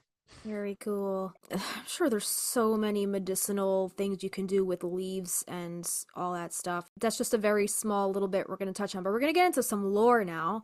And there is so much folklore, myths, and magic linked to trees, and some that are leaf specific, such as you can make a circlet from fresh hazel leaves and wear to bring good luck, protection, and to grant wishes. On a Friday after midnight, in complete silence, gather together 9 holly leaves. Wrap the leaves up on a piece of white cloth using 9 knots and tie the ends together. Place this under your pillow and your dreams will come true. The oracle at Delphi were said to chew on bay laurel leaves and inhale the smoke to help them receive visions. Laurel wreaths were worn for protection against the sky gods. Doctors also wore laurel leaves to protect against illness. Ancient kings wore crowns made from oak leaves as a symbol of the god they represented on earth. Rowan leaves and berries were carried to protect against witchcraft and to keep the cows from being enchanted. Holly has a Christian connection in it that it was said the leaves represented the thorns from Jesus' crown and the berries his drops of blood. However, it seems that this goes further back in time when a boy was selected from the village to wear a suit of holly leaves and a girl wore a suit of ivy. They were then paraded around the village to bring nature and fertility to the dark part of the year. So I don't know if that represents more of like Adam and Eve, if it's more of like a Christian thing. Interesting. Holly Yeah, and and that's funny that they would choose because we have the Ivy King and the Oak King. Right, yeah. They thieved all the pagan traditions. 100%. Next, holly leaves were also brought into the house to protect against evil spirits and mischievous fairies. Hawthorn branches were cut for May Day, but only to decorate the outside of the house. To bring them inside was thought to bring illness and bad luck, so keep the hawthorn branches outside. Hawthorn leaves can be eaten and are often referred to as bread and cheese. What? What? Yeah, it says hawthorn leaves are often referred to as bread and cheese. A sprig cut from the hawthorn that grows outside the St. John's Church in Glastonbury is sent each year to the Queen. You can burn hazel leaves for love and prosperity, put ash leaves under your pillow to bring psychic dreams and visions, put a bowl of water next to your bed and float some ash leaves in it to prevent illness, and place some blackberry leaves around your home to return evil and bad luck to the person that sent it to you. It will also remove unwanted spirits. How quickly do you think the Queen got tired of receiving a branch every year from a hawthorn tree? Like, all this shit again. Someone please stop sending me all these leaves. R.I.P. Yeah. Here's some general bits of autumn folklore for you. So these are some of the more popular North Carolina folk sayings about autumn and weather. Many variations exist and have been reported in numerous sources, including the Old Farmer's Almanac, the Foxfire series, and the collections of the NC Folklore Society. And all of them are guaranteed to be true. Sometimes. Parentheses, sometimes. So, in North Carolina autumn folklore, they say, a warm November is the sign of a bad winter. Thunder in the fall foretells a cold winter. If animals have an especially thick coat of fur, it will be a cold winter. When squirrels bury their nuts early, it will be a hard winter. So I don't know what the Sensing difference. a theme. A cold winter and a hard winter? Are they different? I don't know. If the woolly worm's head is more black than colored, the coldest part of winter will come in the first months of winter. The more black than brown a woolly worm has, or the wider the black stripe, the worse the winter. If fruit trees bloom in the fall, the weather will be severe the following winter. If berries or nuts are plentiful, it will be a hard winter. A cold winter is succeeded by a warm winter, and vice versa. If the first snow falls on unfrozen ground, expect a mild winter. It will be a bad winter if trees keep their leaves until late in the fall. Hornets' nest built in the tops of trees point to a mild winter. That one's probably true because I think we could tell a lot about the environment based on what the animals are doing, because they have that like intuitive thing. Like they know. For If you notice, sure. like right before a storm, like the birds start going all freaking crazy and shit. Totally. Mm-hmm. So yeah, they know that shit. So pay attention to what the animals are doing around you. Yeah, plan accordingly. Exactly. The first 12 days of the year are thought to foretell the weather for each of the next 12 months. The variant is the 12 days from New Christmas, which is December 25th, to Old Christmas, which is January 5th, to determine the weather. And if an owl hoots on the east side of a mountain, that sounds very oddly So specific. It denotes bad weather. Okay. All right. So yeah, so those are some bits That's of fun. North I love- Carolina autumn folklore, but I'm sure every area has its own folklore. So check out Google to figure out, what the folklore is for where you live. Yeah. I didn't even check that new book that I bought. Hang on. Gardener's Folklore by Margaret Baker. I feel like we could just do every chapter on this thing because we just love gardening folklore so much because it makes sense. Most of the time, just like you said, if we pay attention to the animals, what they're doing, what the wind is doing, and trends. That's why the Farmer's Almanac, like you said, you used it for your wedding, and it was pretty on point for what happened that day. It was. It's amazing. So Very.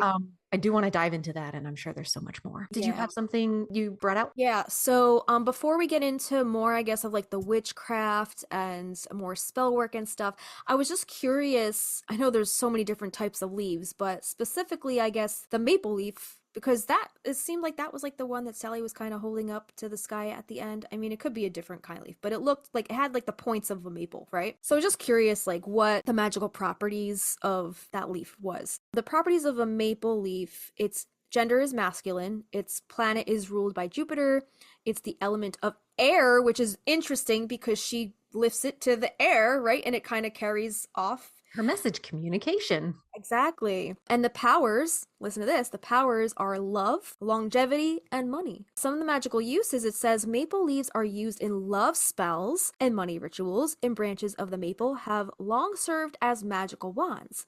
A child passed through the branches of a maple tree will have a long life. And that's really all it says. It doesn't really give many more magical uses, but I'm sure if, you looked more into the maple leaf, I'm sure you would find so many other magical things about it, but I just thought it was interesting. It's ruled by air and it's used for love. That's So awesome. Yeah, those two things are on point for what Sally was using it for. absolutely. So do you want to tell us a little bit more about some spell work and magical leaf colors and how we can use those correspondences in our magic? Yes.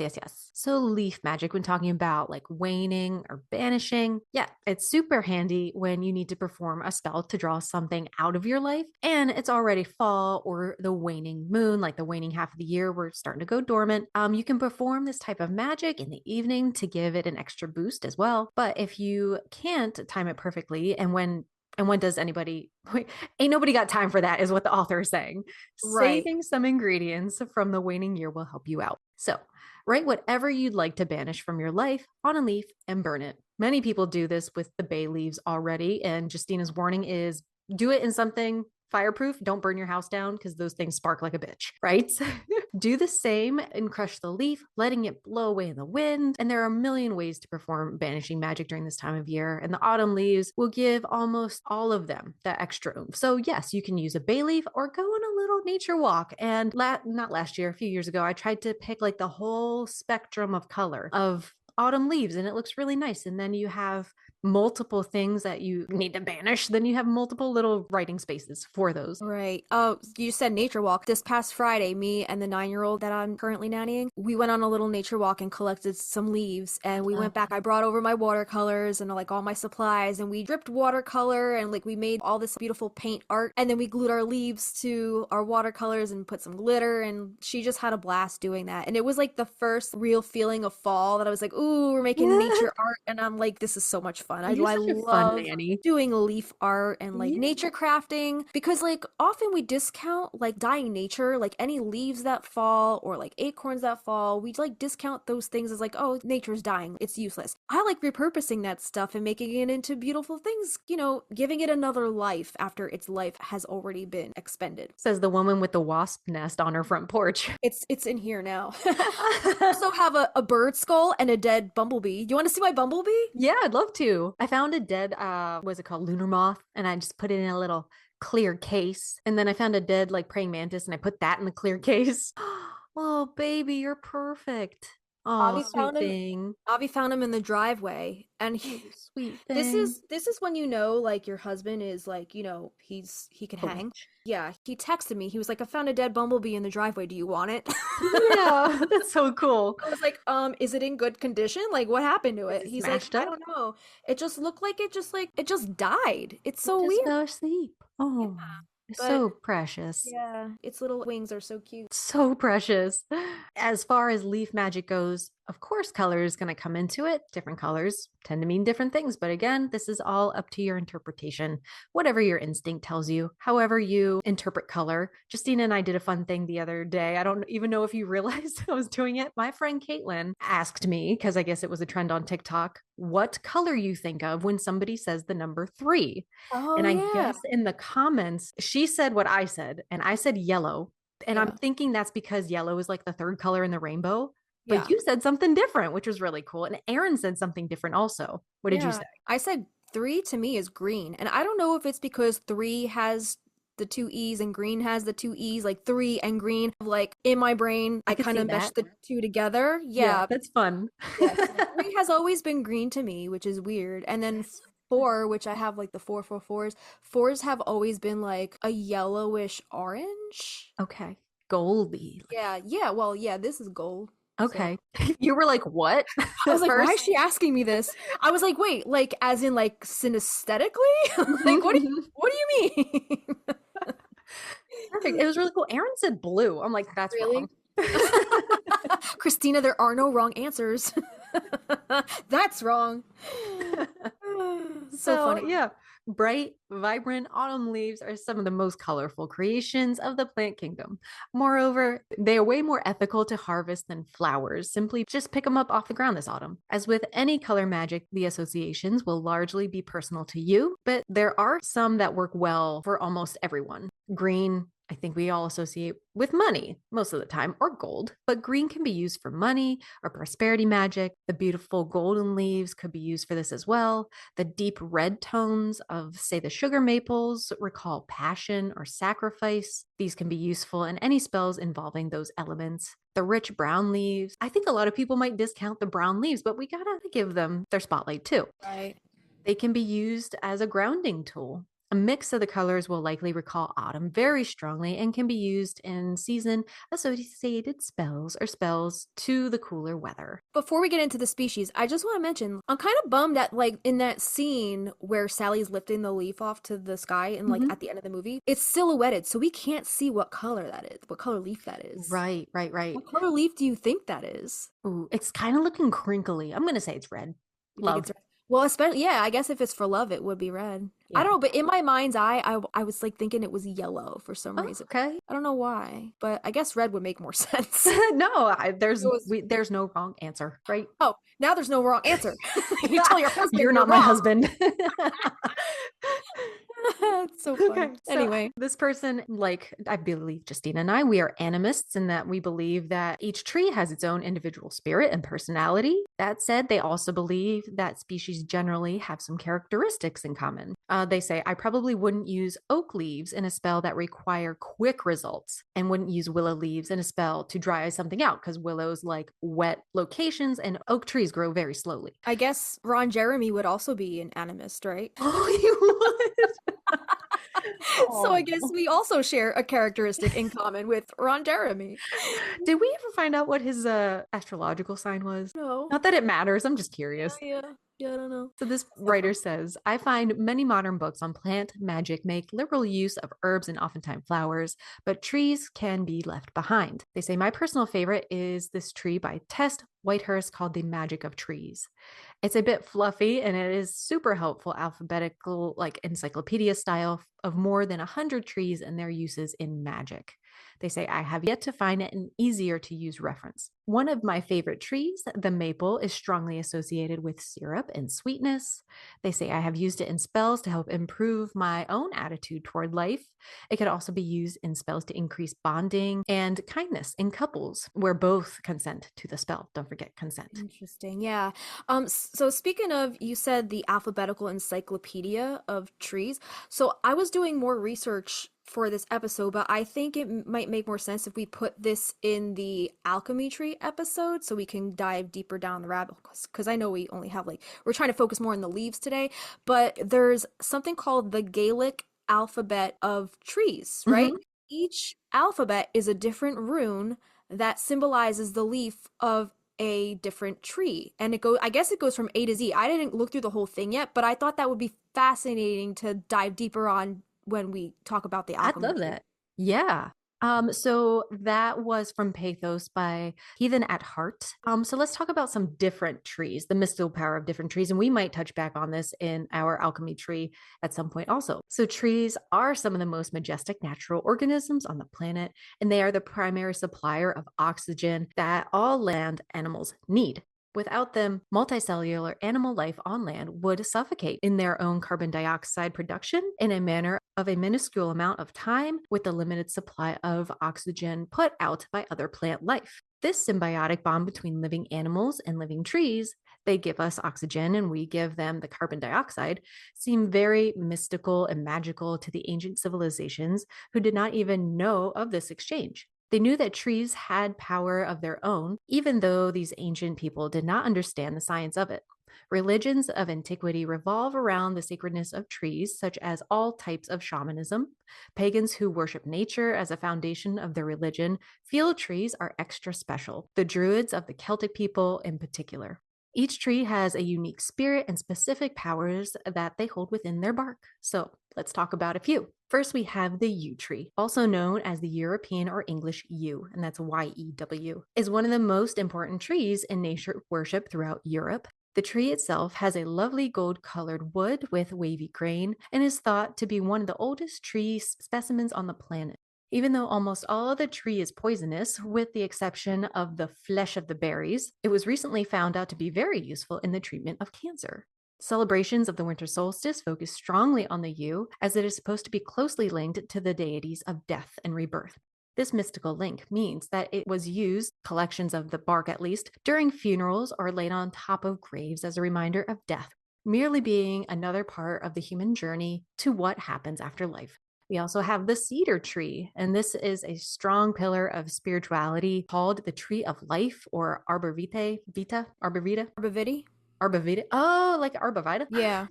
Never put that together. I did not know that those were interchangeable. Because they're used a lot in like borders and stuff, like fences, like natural fences. Yeah, we have one on our property. Do you? This has been on my floor because I had it on the back of my So pretty. floor. I made this during the Christmas time, but this is arbaviti. Arbavita. Okay. Beautiful. Well, that little plant of yours there is believed to represent the earth to draw on the earth's energy of these trees, thereby grounding oneself and strengthening one's self-control to go against any outside influences. A person simply has to place the palm of his or her hands against the ends of the cedar leaves while still attached to the living tree, if reachable. The spiritual nature of this tree also had particular purposes, as the Celts of continental Europe used oils from the tree to preserve enemy heads that were taken during battle. Interesting. Surprise! Surprise, surprise. The elder tree was sacred to the Druids' White Lady, letting the tree also be known as Lady Elder. Ooh, I like that name. It's pretty. Lady Elder. It even has an association with Venus as well. Such power contained in this type of tree made it as dangerous as it was powerful. Should anyone ever burn the tree or completely chop it down and kill it, they were thought to be cursed by the lady personally. The midsummer solstice was the time of the most power for the elder tree, as it was a time linked strongly to the White Lady. Standing under an elder tree during the solstice would give a person the sight in order to see normally invisible spirits. Would it give you the power to summon Billy Zane? On the solstice. Just poofing out, like, crashing the solstice at the Owen's house. And then yeet out of there when he's done. Yeet out of there. Oh my God. It was I really want to get a Billy Zane cutout for you for the solstice next year. All right. It was very common to make wands of these trees, as they were powerful enough to drive out evil spirits with ease. Farts. Sparks. Holly trees have a magical link with both pagans and Christian lore. I think you mentioned a little bit of this holly earlier, as it associated symbolism for death and subsequent rebirth, particularly in winter and during the winter solstice, since its famous bright red berries are in full bloom when the rest of the world appears to be dead. The wood of the tree itself is special in its beauty, as the grains are almost invisible, and the wood is such a clear white that it resembles ivory. The wood is linked strongly with protection, thereby inspiring many holly spear shafts. If the cause of fighting was justified, it was believed a spear made of holly would be more balanced and travel more directly when thrown, even if the spear thrower was not an amazing warrior. Birch trees, these are related to a meaning that sounds very nice to its name, birth. The link of new beginnings and birth that are tied to this tree is strongly shown by the fact that it can be a very strong agent for generalized love spells. If strips of birch bark are gathered beneath a new moon, one can write a short spell requesting true love before burning it with a specific love-related incense or by casting it into a stream or other body of flowing water. Since the birch is for new beginnings, though, the spell must not be said with a particular person in mind, just like Sally's Amas Veritas. Never specific. Right. Or it might corrupt or even turn the spell into a curse. Or Irene, right? Yes. Yeah. No photos, no names. Don't do that. Yeah. The hawthorn tree, also known as the May tree, is tied closely with feminine sexuality and therefore used in marriage or love magic. And I think early on, Justina, you let me know that hawthorn trees are very tied to the Fey realms. Also, don't get yourself kidnapped. Yeah. The blossoms themselves are thought to be highly erotic to man.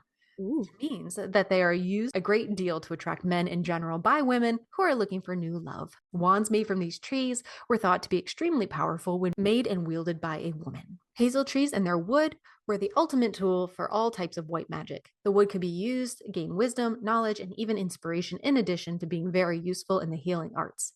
If one is outside, particularly at night, and needs magical protection in a hurry, the best way to form an area of safety is to draw a wide circle around yourself with a hazel branch. Forked sticks of hazel make some of the most powerful dowsing rods as well, aiding in the search for water, minerals, or even buried treasure. The nuts of this tree, hazelnuts, can be strung up and hung along a doorway to request the help of the fairies in your affairs. So the oak tree, the longevity, size, and nutritious nature of its acorns combine to make the oak tree to be considered as sacred to any culture who encounters them. It is considered to be the king of trees. Also, the basic characteristics of the tree, such as strength and longevity, were considered to transfer to those who harnessed its power. Oak acorns that are gathered at night were thought to have an intense fertility power, whether for human or an entire field, that maybe you need to get that fertile crop. Even the leaves of the oak had magical powers and purpose. The burning of few oak leaves and the spreading around its smoke was the perfect way to cleanse the atmosphere of a particular place. Yeah, so the alchemy tree, which is a little bit of a character in Alice's Rules of Magic novel, that was actually an ancient oak hidden in a glen in Central Park. But we'll talk about that more in depth. We're going to do an episode specifically for the alchemy tree, and that will be our Samhain episode. So guys, keep a lookout for that. But yeah, the alchemy tree was an ancient oak. Cool, I didn't know that. Yeah. So lastly on this list, we have willow. I don't know who does not like a willow tree. I love Me willows. too. Willow trees have many practical uses in the modern world. Real quick story. Well, let me read this and I'll tell you my real right. quick story. Their bark supplied the formula for pain, relieving the fever producing aspirin. An alternative name for the tree is even witch's aspirin. Merely being in a grove of willow trees, oh, can you imagine, was thought to be a way to receive divine inspiration, skills, and even prophecies.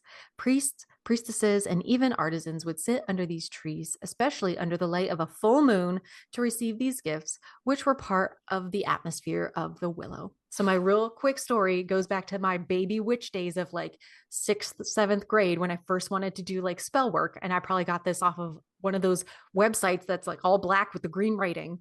And it needed a willow branch. You needed a willow branch to stir your potion, I guess, your concoction, whatever you were doing. I don't even remember what it was for. And we didn't have any, but my cousin who lived in Carlisle lived on a farm and they had some, and I asked him to get some for me. So he got me a willow branch, but it was like the soft one. Yeah. You can't stir that. That's not a stirring branch at all. Right. But that was my first like up close and personal little thing with a willow tree in Magic. Nice. So there's some trees for you. So take a look around your property.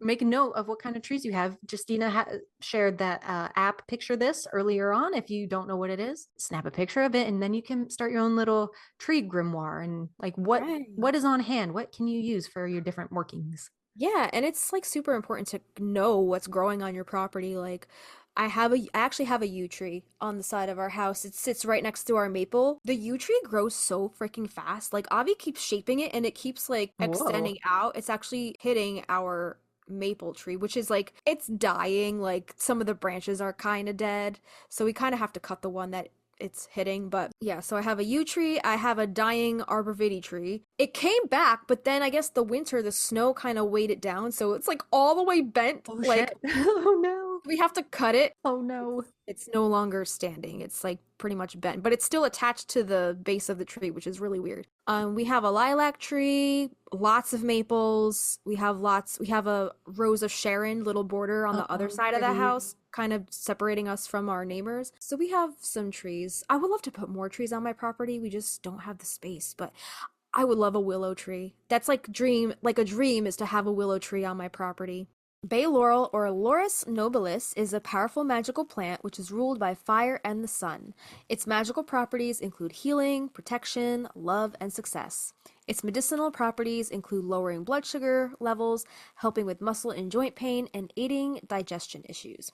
Bay leaf is a common ingredient for cooks, often being used in pickles or for stews and stocks. I have a bay leaf, well actually it's not my bay leaf story, it's my mom's bay leaf story, but can I tell you that I have heard this story so many times since I was born, because every time somebody uses bay leaves in food, my mom has to remind them, you know, I almost choked on a bay leaf when I was your age. And I'm like, yeah, we know. You tell it every single time somebody uses a bay leaf in the soup. It was a near-death experience. She's got PTSD, I guess, from bay leaves. PTSD. DD? PTSD. PTSD, yeah. So we hear that story time and time again. Glad she's okay. So bay leaf, also known as laurel leaf, comes from the Lauraceae family and is indigenous to Asia Minor, from where it spread to the Mediterranean and other regions with a similar climate. It's a tree that has been cultivated for a very long time. The ancient Greeks used it as a symbol of victory. The winning Olympic athletes were crowned with a bay leaf wreath as early as 776 BC. Even today, the word laurel still implies victory and success. Think about how we call Nobel Prize winners Nobel laureates. The definition of a laureate is, in fact, a person who is honored with an award for outstanding creative or intellectual achievement. Like, if you've ever seen like a movie poster, it usually has like the laurels on it if it like was up for many awards or Oscars or stuff like that. True. So the ancient Egyptians thought bay leaves could help cure hangovers. Resting on your laurels, the quote, is a term that's still often used and implies using your previous successes for your own gain long after you've achieved those successes. To look at one's laurels is another term, though not used as widely, urges people to be careful as they might be overtaken or outranked by their competition. Some bay leaves in myths. The Greek word for bay laurel is Daphne, Dhafni. You like Daphne. Daphne. This came about because there is a myth about a nymph called Daphne, and how you actually spell it like the female's name, Daphne, who caught Apollo's eye. In order to avoid being essayed, why is it that so many women in myths have to have their forms changed in order to avoid sexual violence? The earth goddess Gaia transformed her into a laurel tree. Apollo then made this tree sacred, and since then it's been a symbol of honor. Some versions state that Apollo angered Eros, so Eros shot him with an arrow of love for Daphne and shot Daphne with an arrow of hate and repulsion for Apollo. Dude, the Greeks are like so much drama, right? I was muted. I'm like, where'd she go? They are unhinged. I'm going to again plug that Lore Olympus. You would love it. Yeah. The watercolor art is so cool, and it's just cool to see how the Greek myths play out in that way. Right. Totally check it out. And they have that whole storyline, Daphne and the shooting of the arrow storyline in there. So is Daphne and the arrow related to Cupid and the arrow at all? Is it like yes, Eros is the Cupid, yes. Okay. So many Greeks and Romans believed that bay leaves would protect them from the gods and goddesses responsible for thunder and lightning. They would wear bay leaves during thunderstorms to prevent themselves from being hit by lightning. You think like if the aunts when they were younger would have, known that. You would think they would know that. Right. They could just hand out bay leaves to all these boys getting struck by lightning around. They are just coming to Aunt Isabel, so maybe they didn't know that. Right. But all I keep thinking is Mr. Lightning Bolts. Wait, what? Remember, like we had. I'm thinking back to when we were talking Mr. Apples. Mr. Handsome Apples. Lightning McQueen. The aunts, like all these boys were getting struck by lightning because they were like pining for the aunts, right? So I don't know, like maybe as Franny or Jet, wouldn't they like feel some sort of responsibility for killing all these boys? I would be handing out babies like it was fucking Halloween candy. And a restraining order. A restraining order. Well, who needs to hand out the restraining orders? The boys for chasing the girls, or the girls for killing the boys? Good point. I don't know. It's a catch-22. Yep. Right. That's so funny. Yeah. So Apollo is sometimes known as the god of poets. So it's interesting that his sacred tree has given its name to those who achieve outstanding success. Some countries still award a bay laurel wreath to those graduating with a master's degree, and many other countries incorporate bay laurel into their ceremony. Now we're going to get into the medicinal uses of bay leaves. So just please note that eating whole bay leaves may not be safe. D. As the leaves are undigestible for humans and may become lodged in your digestive tract or your esophagus if you're my mother. Oh, God.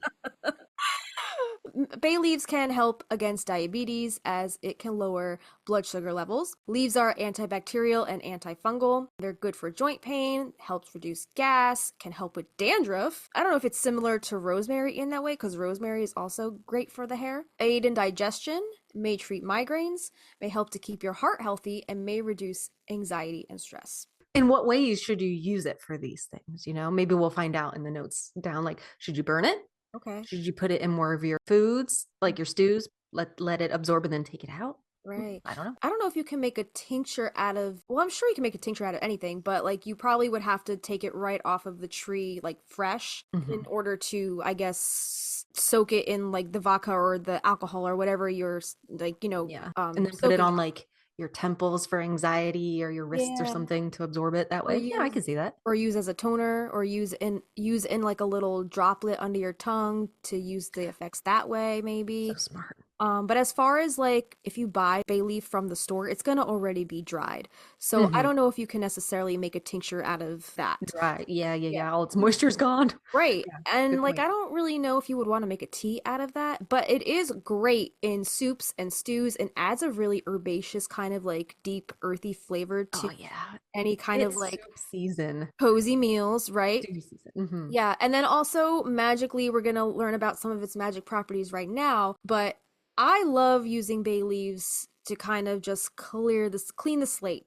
Hmm. Every New Year's Eve, I try to do a bay leaf burning ritual, or you could even do it on a full moon when you're trying to like banish some negativity. You could use leaves that way too. Apparently, they grant healing abilities, so wear the leaves when you are performing healing to have your power amplified.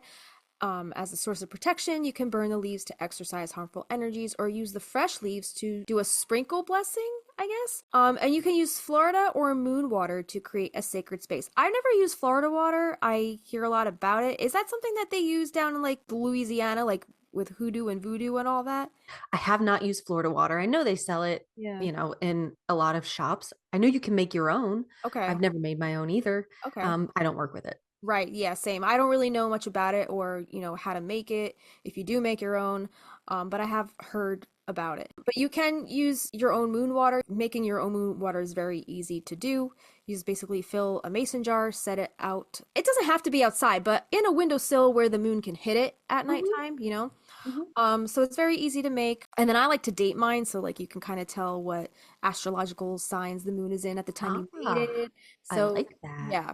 All right, you can also use it for psychic enhancement. You can sleep with some leaves in your pillowcase to bring about psychic dreams. Or if you may have one of those like herb pillows, you can just put Hmm. some of them in your herbal pillow. Then you can use it for success. You can wear or carry the leaves to help you be successful in any endeavor.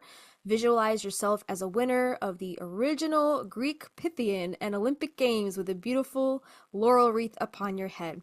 Nice. And if you've ever noticed, I forget which card it is of the tarot.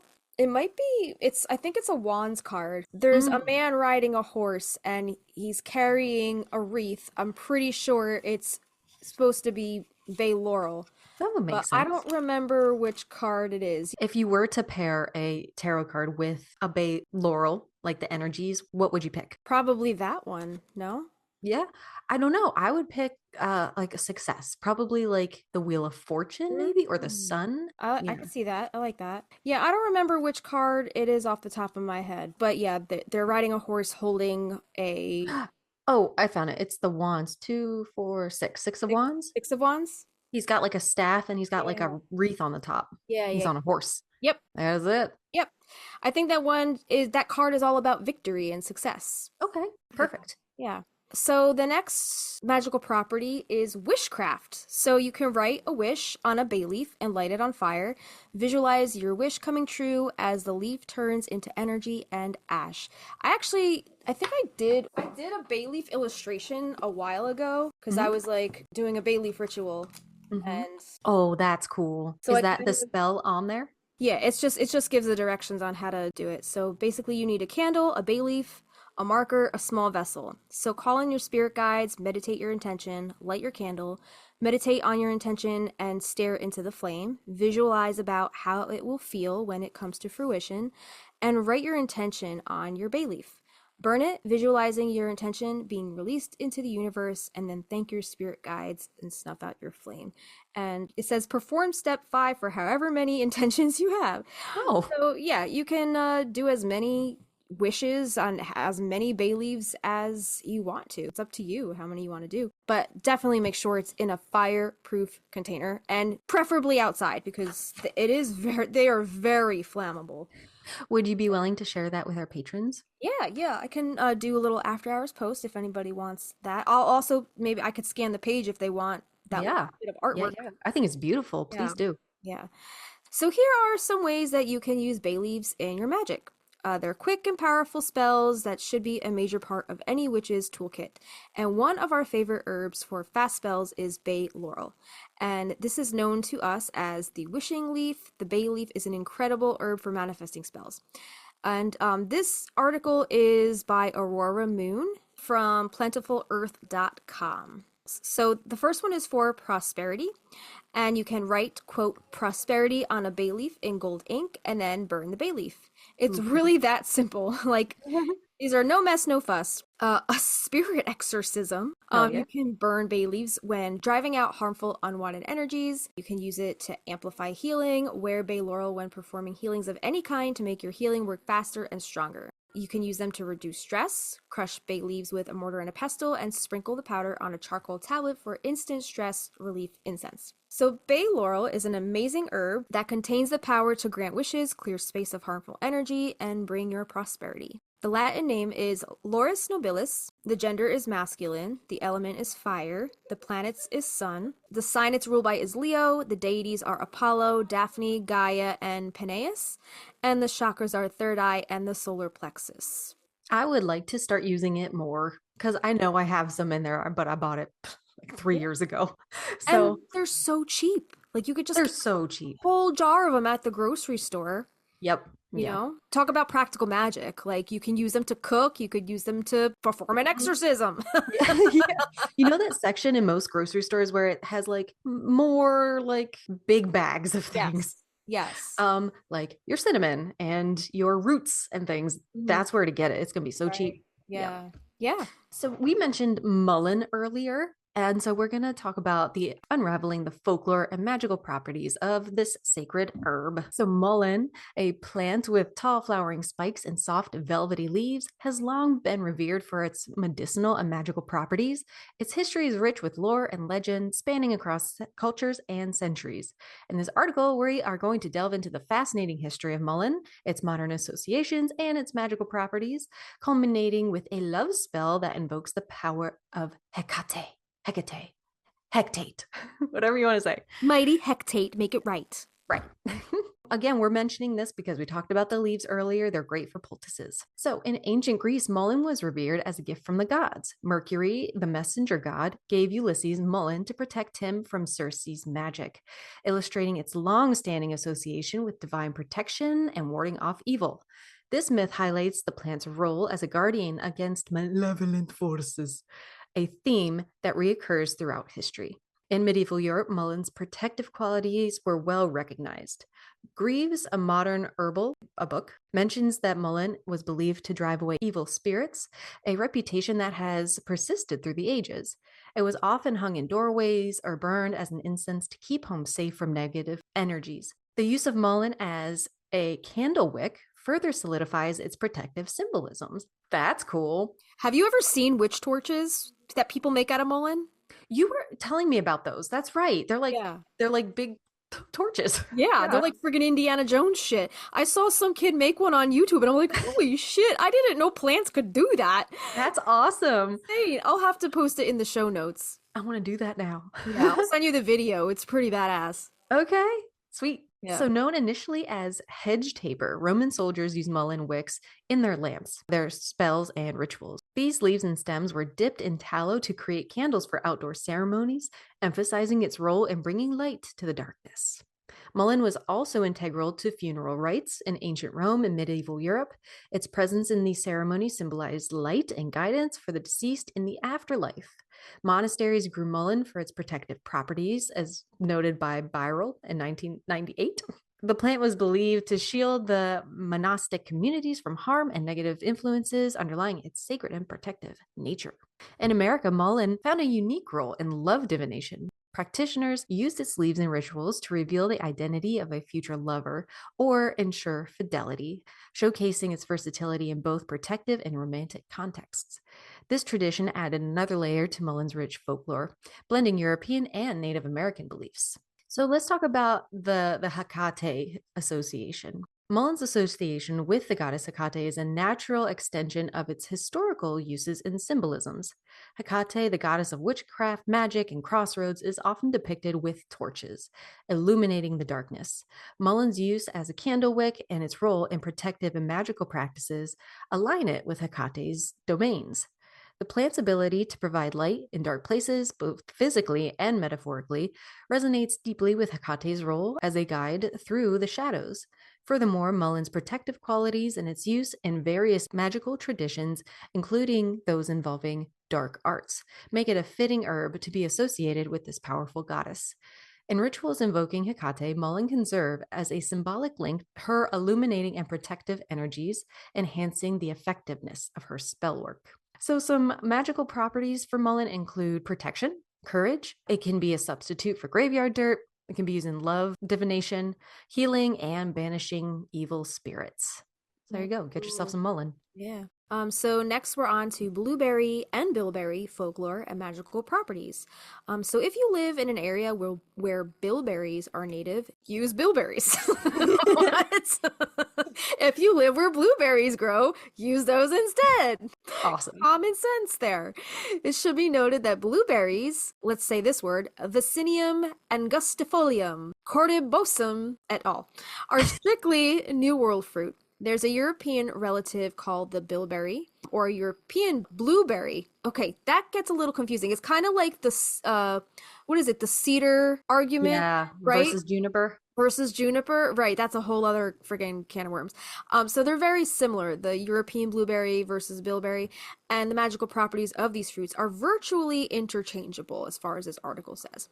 So you can tell blue and bilberries apart by their fruits. Blueberries grow in clusters, are a purplish blue, and have a blossom end that looks a little bit like a pentagon with 5-pointed flaps. Bilberries grow alone or in pairs, are almost black, and have a circular, smoother blossom at the end. Dried bilberry leaves are used in protective powders, but can also be used whole for prosperity and luck.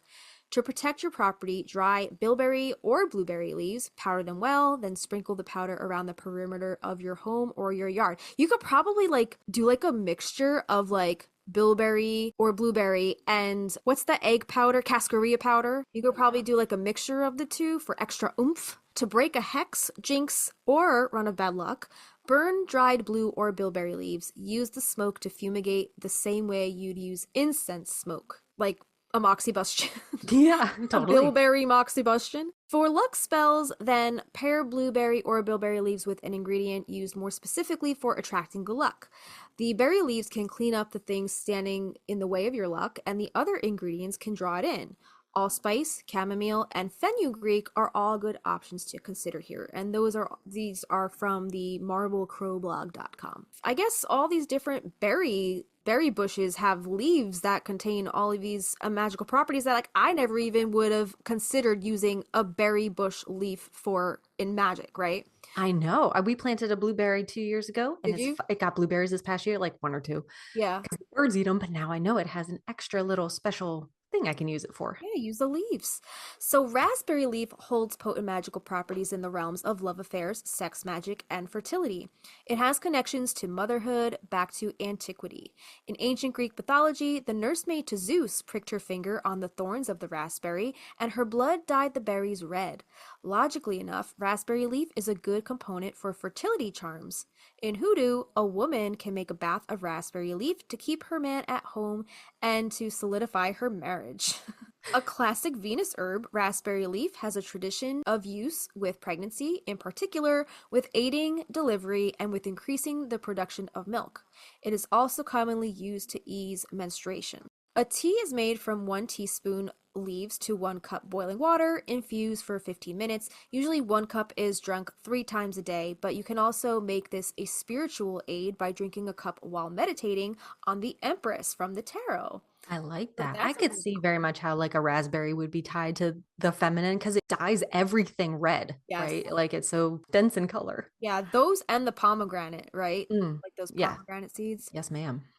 So with its historical association with childbirth preparation among Native American and European women, raspberry leaves carry a deep connection to feminine energies and empowerment. Its association with the divine feminine and its purported ability to connect individuals with the energies of the earth make it a popular choice among practitioners of witchcraft for herbal concoctions, teas, and charms aimed at harnessing its spiritual properties. Utilized in rituals and spells, it can be incorporated into bath rituals to enhance love life, worn as a fertility charm to promote conception, or carried as a talisman to attract luck and blessings to one's marriage. Whether enjoyed as a soothing tea or incorporated incorporated into magical practices, raspberry leaf serves as a powerful tool for invoking and harnessing the mystical energies surrounding matters of love, sensuality, and feminine vitality. Raspberry leaf is used to promote protection, healing, and love. Use raspberry leaf in the bath to promote connection with your partner. You can also carry raspberry leaf with you for protection and bring luck for a happy marriage.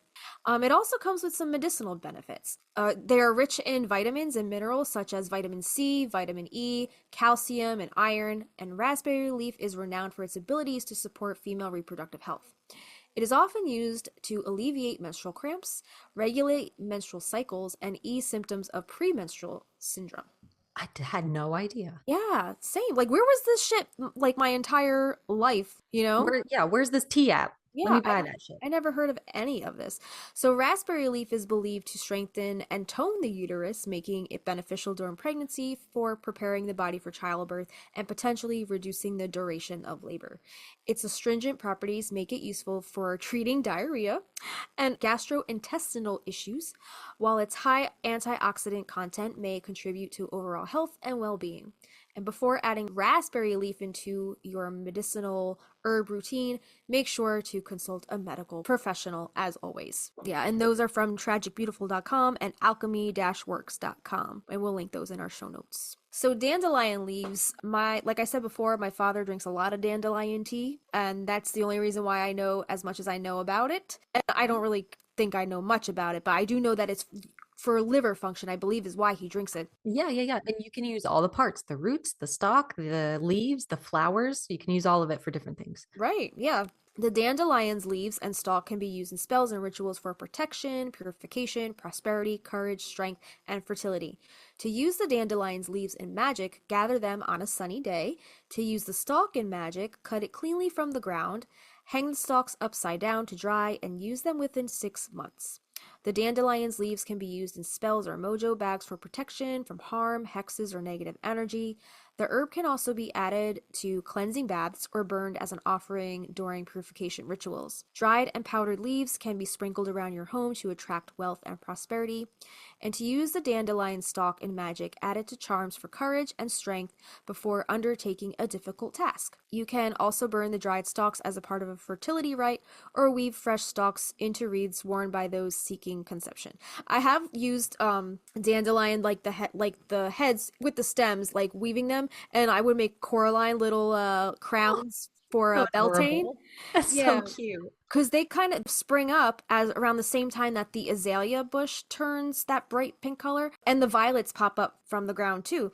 So between the magenta azaleas, the purple violets, and the yellow dandelions, it makes such like a really pretty Beltane crown. Oh, that sounds beautiful. Yeah, they're Very really bright, pretty. They're very happy. Yeah. Cute. So, yeah. All right, let's get into some spellcraft. And this is from llewellyn.com. And the blog post is by Monica Crosso. So this says, as autumn's fire sets the surrounding valley ablaze. Ooh, this is pretty. All right, wait. As the autumn fire sets the surrounding valley ablaze and the air becomes singed with the scent of wood smoke and ripened fruit, something stirs inside me, leading me to the hearth fire to partake in quieter pursuits. They continue. I find time for baking, reading, spinning wool, and did I write this? And finishing other crafts that were left behind during the busier spring and summer months. When my children were small, they too settled in, and instead of running wildly about, brandishing foam swords, they would quietly sit beside me and ask, is there something I can make? Something we always enjoyed making were witches' ladders that we created with found leaves and a braided cord. We would hang them on doors and over our beds for protection.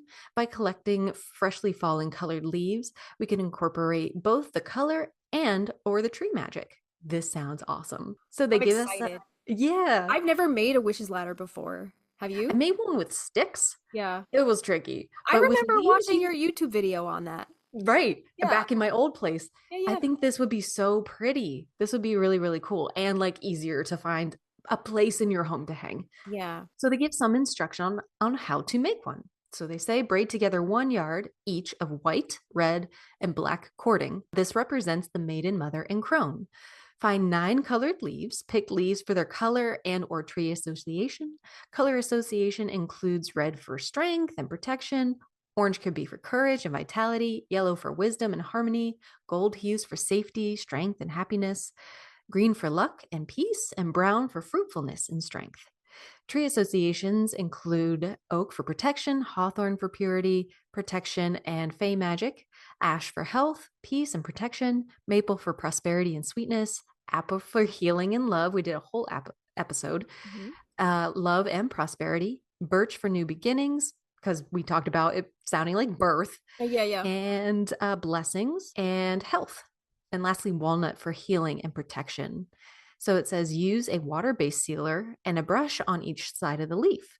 Let it dry for an hour, then repeat the process on the other side. Once dry, use a hole punch and punch a hole through each leaf. Now you can tie the leaves into a cord. As you do this, repeat. Blessed goddess, maiden, mother, crone, with each knot I tie, protect our home. By the gifts of autumn and goddess of three, as I will it, so mote it be. Cute. That is adorable. And then they end by saying, for an added bit of enchantment, draw protection sigils and symbols on each leaf. Oh my God, these That's are so pretty. cute. Look at I want to do that. Look at it. Look at this picture. Wait, hold on. I'm gonna send you this picture. This is so pretty.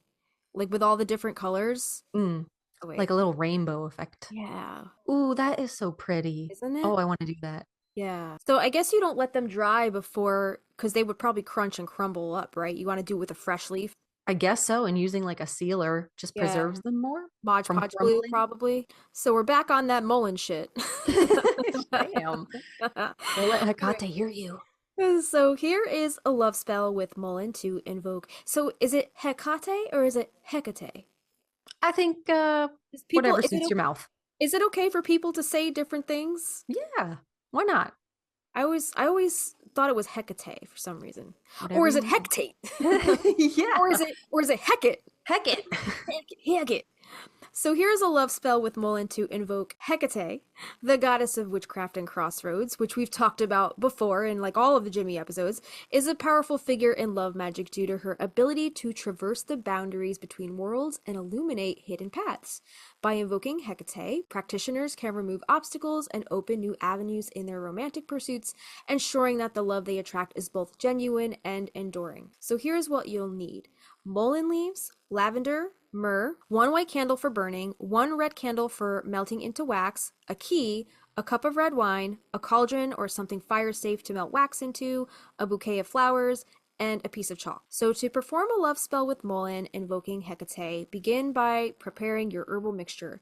Combine mullein, lavender, and myrrh and powder them together until you have a fine blend. Next, using a piece of chalk, draw a cross on your altar or any surface you choose, representing a crossroads. Place a cauldron in the center of this cross. Arrange a key, a white candle, and a bouquet of flowers around the cauldron, creating a sacred space for your ritual. Melt the red candle wax and allow it to cool until it is slightly warm but still moldable. At this point, mix in a pinch of your powdered herbal mixture, and once the herbs are fully incorporated into the wax, shape the wax into an image of your love interest, infusing it with your intentions and desires. To invoke Hecate, begin by lighting the white candle. As the flame flickers to life, recite the invocation, I call the beloved goddess of roads and places where 3 ways meet. Heavenly, earthly, and in the sea, saffron-cloaked goddess of graves, I pray to you, maiden, to attend these rites, always with a kind heart to your ox herd. I'm muted again. She's associated with ox, isn't she? Oh, is she? Yeah. Okay, I didn't know. I don't really know much about Hecate. So we have dogs. We talked I know about it's- dogs. yeah, I know collie it's black black cats dogs. and ox Right. so far. Yeah, that is such a random combination of things to represent, right? She's a boss babe. He's the boss and crossroads. Mm-hmm, Yeah. So next, take the wax figure you molded and focus on its chest area as you burn it. As the flame begins to consume the figure, recite the following. As this wax melts by light in the dark, so too does the heart of, and then you name your love interest. Maybe don't. Maybe don't name your love interest. Yeah, this is borderlining on that Irene love potion number 9 Yeah. spell, right? Mm-hmm. Continue though. Okay. So say, melt for me, may his heart feel no peace until it meets mine, in love and in union. You could probably cut that out. As this Yeah. wax melts by light in the dark, melt for me. May his heart feel no peace, et cetera, et cetera. Or you can come up with a laundry list of stuff like Sally did, a random list of stuff that you want in a partner, and then Exactly. just Yes. keep it very vague. It should not be a specific person. It says there is no need to completely melt the figure, as this can be done later if you wish to break the spell. Afterward, express your gratitude to Hecate, speaking sincerely from your heart. Allow the white candle to burn down completely, symbolizing the completion of your ritual. Keep the altar set up until the flowers begin to wilt. When this happens, take all the items used in the ritual to a graveyard and bury them, sealing the spell. So that is from theartoftheroot.com. Nice. I know they sell those kind of tall, like figures, like human figures, male and female, you Yeah. could use for this.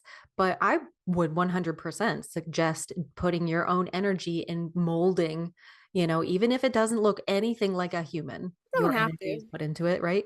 Right. So I actually consulted ChatGPT to see if it could give us a Mabon autumnal leaf ritual. Okay. So it's kind of original because I didn't find this on any blog or anything, but Jetpiti. yeah, so this is what ChatGPT says to do for Mabon. If you guys want to use autumn leaves to do a bit of a Mabon celebration, here you go. So Mabon celebrated around the autumnal equinox, which this episode should be coming out right around then, is a time for giving thanks for the harvest and reflecting on balance as day and night are equal in length. Here's a simple and meaningful Mabon ritual using autumn leaves to honor the season. The materials you will need are a collection of autumn leaves from various types and colors if possible, a small bowl or dish, a candle, preferably in autumn colors as well, like red, orange, or brown. I just got deja vu. Oh, Yeah. Incense, such as cinnamon, clove, or myrrh, a small piece of paper and a pen, a basket or container, a cup of apple cider or herbal tea, a comfortable space where you won't be disturbed. So here's what you will do to prepare. So gather your leaves, collect a variety of autumn leaves from the outdoors. The different colors and shapes symbolize the diversity of the harvest season. And I guess if you want to use this episode kind of as a guide, you can go back through all of the leaves that we talked about today and kind of figure out which ones kind of suit the purpose of for what you need them for. Or if you want to, pull a Maria, you can stake out those black elms if you want to, Full of get all, Maria. get all spooky with it. And if you're part of our Patreon, you get all these notes put together in a PDF already, so you can go searching that way too. Yep. So next, you can set up your space, create a sacred altar space where you can comfortably perform your ritual, arrange the autumn leaves on your altar, or you can arrange them in a circle around you. Light your candle, place the candle in a safe spot on your altar, and light it. As you do, focus on the warmth and light that it brings, symbolizing the sun's energy and the balance of the season. Or if you want to do this kind of like as a nighttime ritual, you can set your candles in the center and then like circle yourself with your leaves, some of the leaves that you collected as well. If you want to Very, very pretty. Yes. do like a very pretty moonlight autumnal ritual, that would be, sounds so pretty. So now some of the steps. First, you want to ground and center. Sit comfortably in your sacred space. Take a few deep breaths to center yourself and connect with the present moment. Visualize a warm golden light surrounding you, grounding you into the earth. And next, you can say the invocation. Hold your hands over the bowl or dish where you will place the autumn leaves, and then close your eyes and say, "Great spirits of the harvest, guardians of the autumn, I call upon you to join me in this sacred space. May the energy of this season fill this space with balance and gratitude." I like that because, like, Very not everybody simple. works with a deity. Right. Simple. It's about the leaves and about your energy and the energy of the season. Very sweet and to the point. Next, you could do a leaf meditation. So pick up a leaf from your collection, choose one that kind of calls to you, observe its color, its shape, its texture, reflect on the change and transformation that autumn represents for you. As you hold each leaf, consider what you are thankful for this year and what you wish to release or let go of. Next, this says take a piece of paper and a pen, but you can also just write these intentions on the leaves themselves, if that makes sense for you. But it says take a piece of paper and a pen, write down any negative thoughts, experiences, or patterns you wish to release. Alternatively, you can write down things you are grateful for and wish to hold on to. So it really depends on, are you doing a banishing spell or are you doing a drawing spell? So do what your intentions are. Fold the paper and place it into the bowl or dish. Cover it with a few of your leaves, symbolizing the process of letting go or wrapping your gratitude in the warmth of autumn. And now you're going to do your offering and your blessing. So hold the bowl with the leaves and your paper with all your stuff written in it. And you can say the following: with these leaves, I honor the cycles of life and the balance of day and night. I release what no longer serves me and give thanks for the blessings that fill my life. May this offering be a symbol of my respect for the harvest and the changing seasons. Now, share your harvest. Pour a small amount of apple cider or herbal tea into a cup and sip it mindfully, reflecting on the sweetness of the season and your gratitude. And now you can close your circle and your ritual. So spend a few moments in quiet reflection or meditation, absorbing the energies of the ritual in the season. You can also have a journal with you. Journal your thoughts about, this whole ritual and the feelings that are coming up. When you feel ready, extinguish the candle and thank the spirits and the energies that you've invoked. And it can also be your ancestors, because the veil is thinning, right? The veil is thinning even more so as we speak, as we head closer towards Samhain. So this is the perfect time to kind of start working with those ancestral energies if that's your thing. Yeah, you can't just like pop in every Samhain like to that relative and be like, "Hey, it's me again." You gotta like keep that relationship going. Like give them a phone call now and again throughout the Yeah. year. Right. Yep. Yeah, exactly. And then lastly, you're going to clean up. Obviously, any kind of spell work we do outside, we want to keep the environment in mind. So safely dispose of the paper and any remaining leaves in a natural setting, such as a garden or a forest, as a way to return them to the earth. And feel free to adapt this ritual to suit your personal practices or beliefs. You can include deities if you would like. The key, though, is to honor the spirit of Mabon and the beauty of the autumn season and the use of the leaves, because that's what this episode is all about, right? We're talking about the leaves. Absolutely. I Yeah. think using bay leaves, this is such a subtle way that even you could probably weave it into a family dinner, maybe like a Thanksgiving, maybe not. Families are tricky. But Right. like I've seen people write the guest's name on the bay That's leaf and put it cute. at their table, Yeah. and they could on the back just invite them, "Hey, on the back of that bay leaf, I want you to write down something that you are whatever, drawing in, releasing, and then put that leaf in your pocket." And then later on, if you're out near the bonfire, everybody throw those leaves in the bonfire. And like it's such a like underlying kind of like a birthday candle kind of thing. Yeah. They won't even know what they're doing. Right. Like I told you, my entire wedding ceremony was like fucking witchcraft and Yeah. nobody had a clue. But we got so many compliments on it, even from Yeah. like, the Catholics and the Christians. Like it's just like we all have the same intention. We just want to feel the love, And feel right? connected. And feel connected. Yeah. And that's pretty much the basis, I feel like any religion, no matter what the dogmatic principles are, like it gets fuzzy and it can get hairy and, argumentative. Mm-hmm. But I feel like those are the pillars of pretty much any kind of belief system, is that we just want to feel connected, Yeah. right? And loved and Yeah, supported. exactly. Absolutely. Yeah. Exactly. We're going to get into a little bit of pop culture before we hit the road for today. Do you remember this movie, The Land Before Time? I do remember this movie. So sad. I think that movie for me, like, so traumatizing as a child. Yes. That's the saddest children movie I think I that ever know. exists. Oh, so sad. Yes. I Right. anytime I see like a five-pointed leaf, it never looks like that, but I'm always like, "Oh, Littlefoot." Littlefoot. If you guys were born in the 80s and kind of grew up in the 90s, you probably know this movie, The Land Before Time. We all know that little dinosaur cartoon movie. I don't even think it's not a Disney movie. It's like a Miramax or like, I I think don't you're know, right. some cartoon studio that put out a lot of cartoons back then. So there are these things called tree stars, and these are basically the leaves in this Land Before Time prehistoric time period with all these dinosaurs. And the tree stars are star-shaped leaves that grow in the world, I guess this fictional world of Land Before Time. They're hard to come by in the mysterious beyond, but plentiful in the Great Valley. As one of the kinds of green food, they are beloved by the Great Valley's residents, besides the meat-eating Chomper and Guido. I don't Intro- remember what character it was, but like the yeah. scene of them like Yeah. just chomping all the green away is so satisfying. Isn't it? Yeah, cartoon eating is very satisfying. Hmm. So, introduced in the first movie, these green leaves are known to be food for all those who love eating plants. They have been once consumed by the swarming leaf gobblers who invaded the Great Valley when Littlefoot and his first four friends finished theirs in the fifth movie or the fourth sequel. I don't think I've seen past the first one because I was so depressed when I finished the movie. Right? So the leaf actually serves as a symbol of Littlefoot's connection to his mother and her guidance, because we know in the movie his mother dies, right? His mother dies, and he's kind of like goes through this whole movie with this leaf. And after his mother dies, he remembers her words and the leaf that she showed him. And this memory becomes a source of comfort and inspiration for him as he navigates the challenges of his journey. In a pivotal scene, Littlefoot recalls his mother telling him to follow the path of the leaf, which guides him towards the Great Valley. The leaf thus becomes a symbol of her lasting influence and the guidance that she provided. And the leaf is used as a marker to indicate the direction towards the Great Valley. It symbolizes hope and the promise of a better future, helping Littlefoot and his friends stay focused on their goal. The leaf also embodies the theme of renewal and the natural cycle of life. As Littlefoot and his friends move forward on their journey, the leaf's symbolism reflects their personal growth and the promise of new beginnings.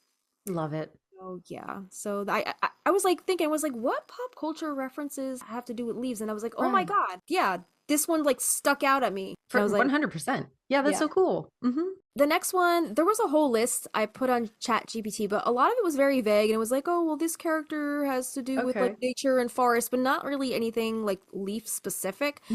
But this one I found Galadriel in The Lord of the Rings.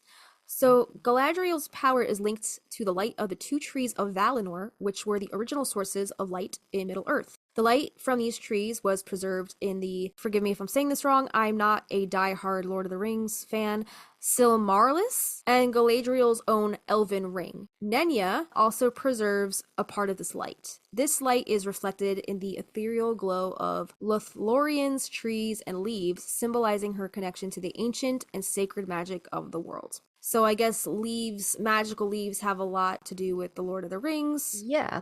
They also show up as like a costume pin. The whole fellowship has one. It holds their cloak together, and Okay. it's the same thing. It's like her symbol for them. Again, yeah, we're not Lord of the Rings fans, but it says despite their desperate backgrounds and sometimes contentious relationships, they all wore these leaves, symbolically uniting them. And the leaves were also a visual representation of Galadriel's blessing. So there you go. And then I'm sure there's so many other references to leaves in pop culture, but the last one on my list is The Night of the Rabbit. And Christina's heard me go on and on and on and on and on about this freaking game Yeah. because I'm obsessed with it. The art direction, the music, it's just so beautiful. I And love the music. Yeah, I was like, I'm wanna gonna live. pop this on today. And I was like, that is exactly what I needed. It Don't was you want to very just like cute. live in that world? I want to live. It's little Yeah. bouncy music. Yeah. So the game Night of the Rabbit was developed by Daedalic Entertainment. It's a point and click adventure game that blends whimsical fantasy with a charming fairy tale aesthetic. In this game, the forest is filled with sentient and magical trees that are crucial to the plot and the atmosphere of the game.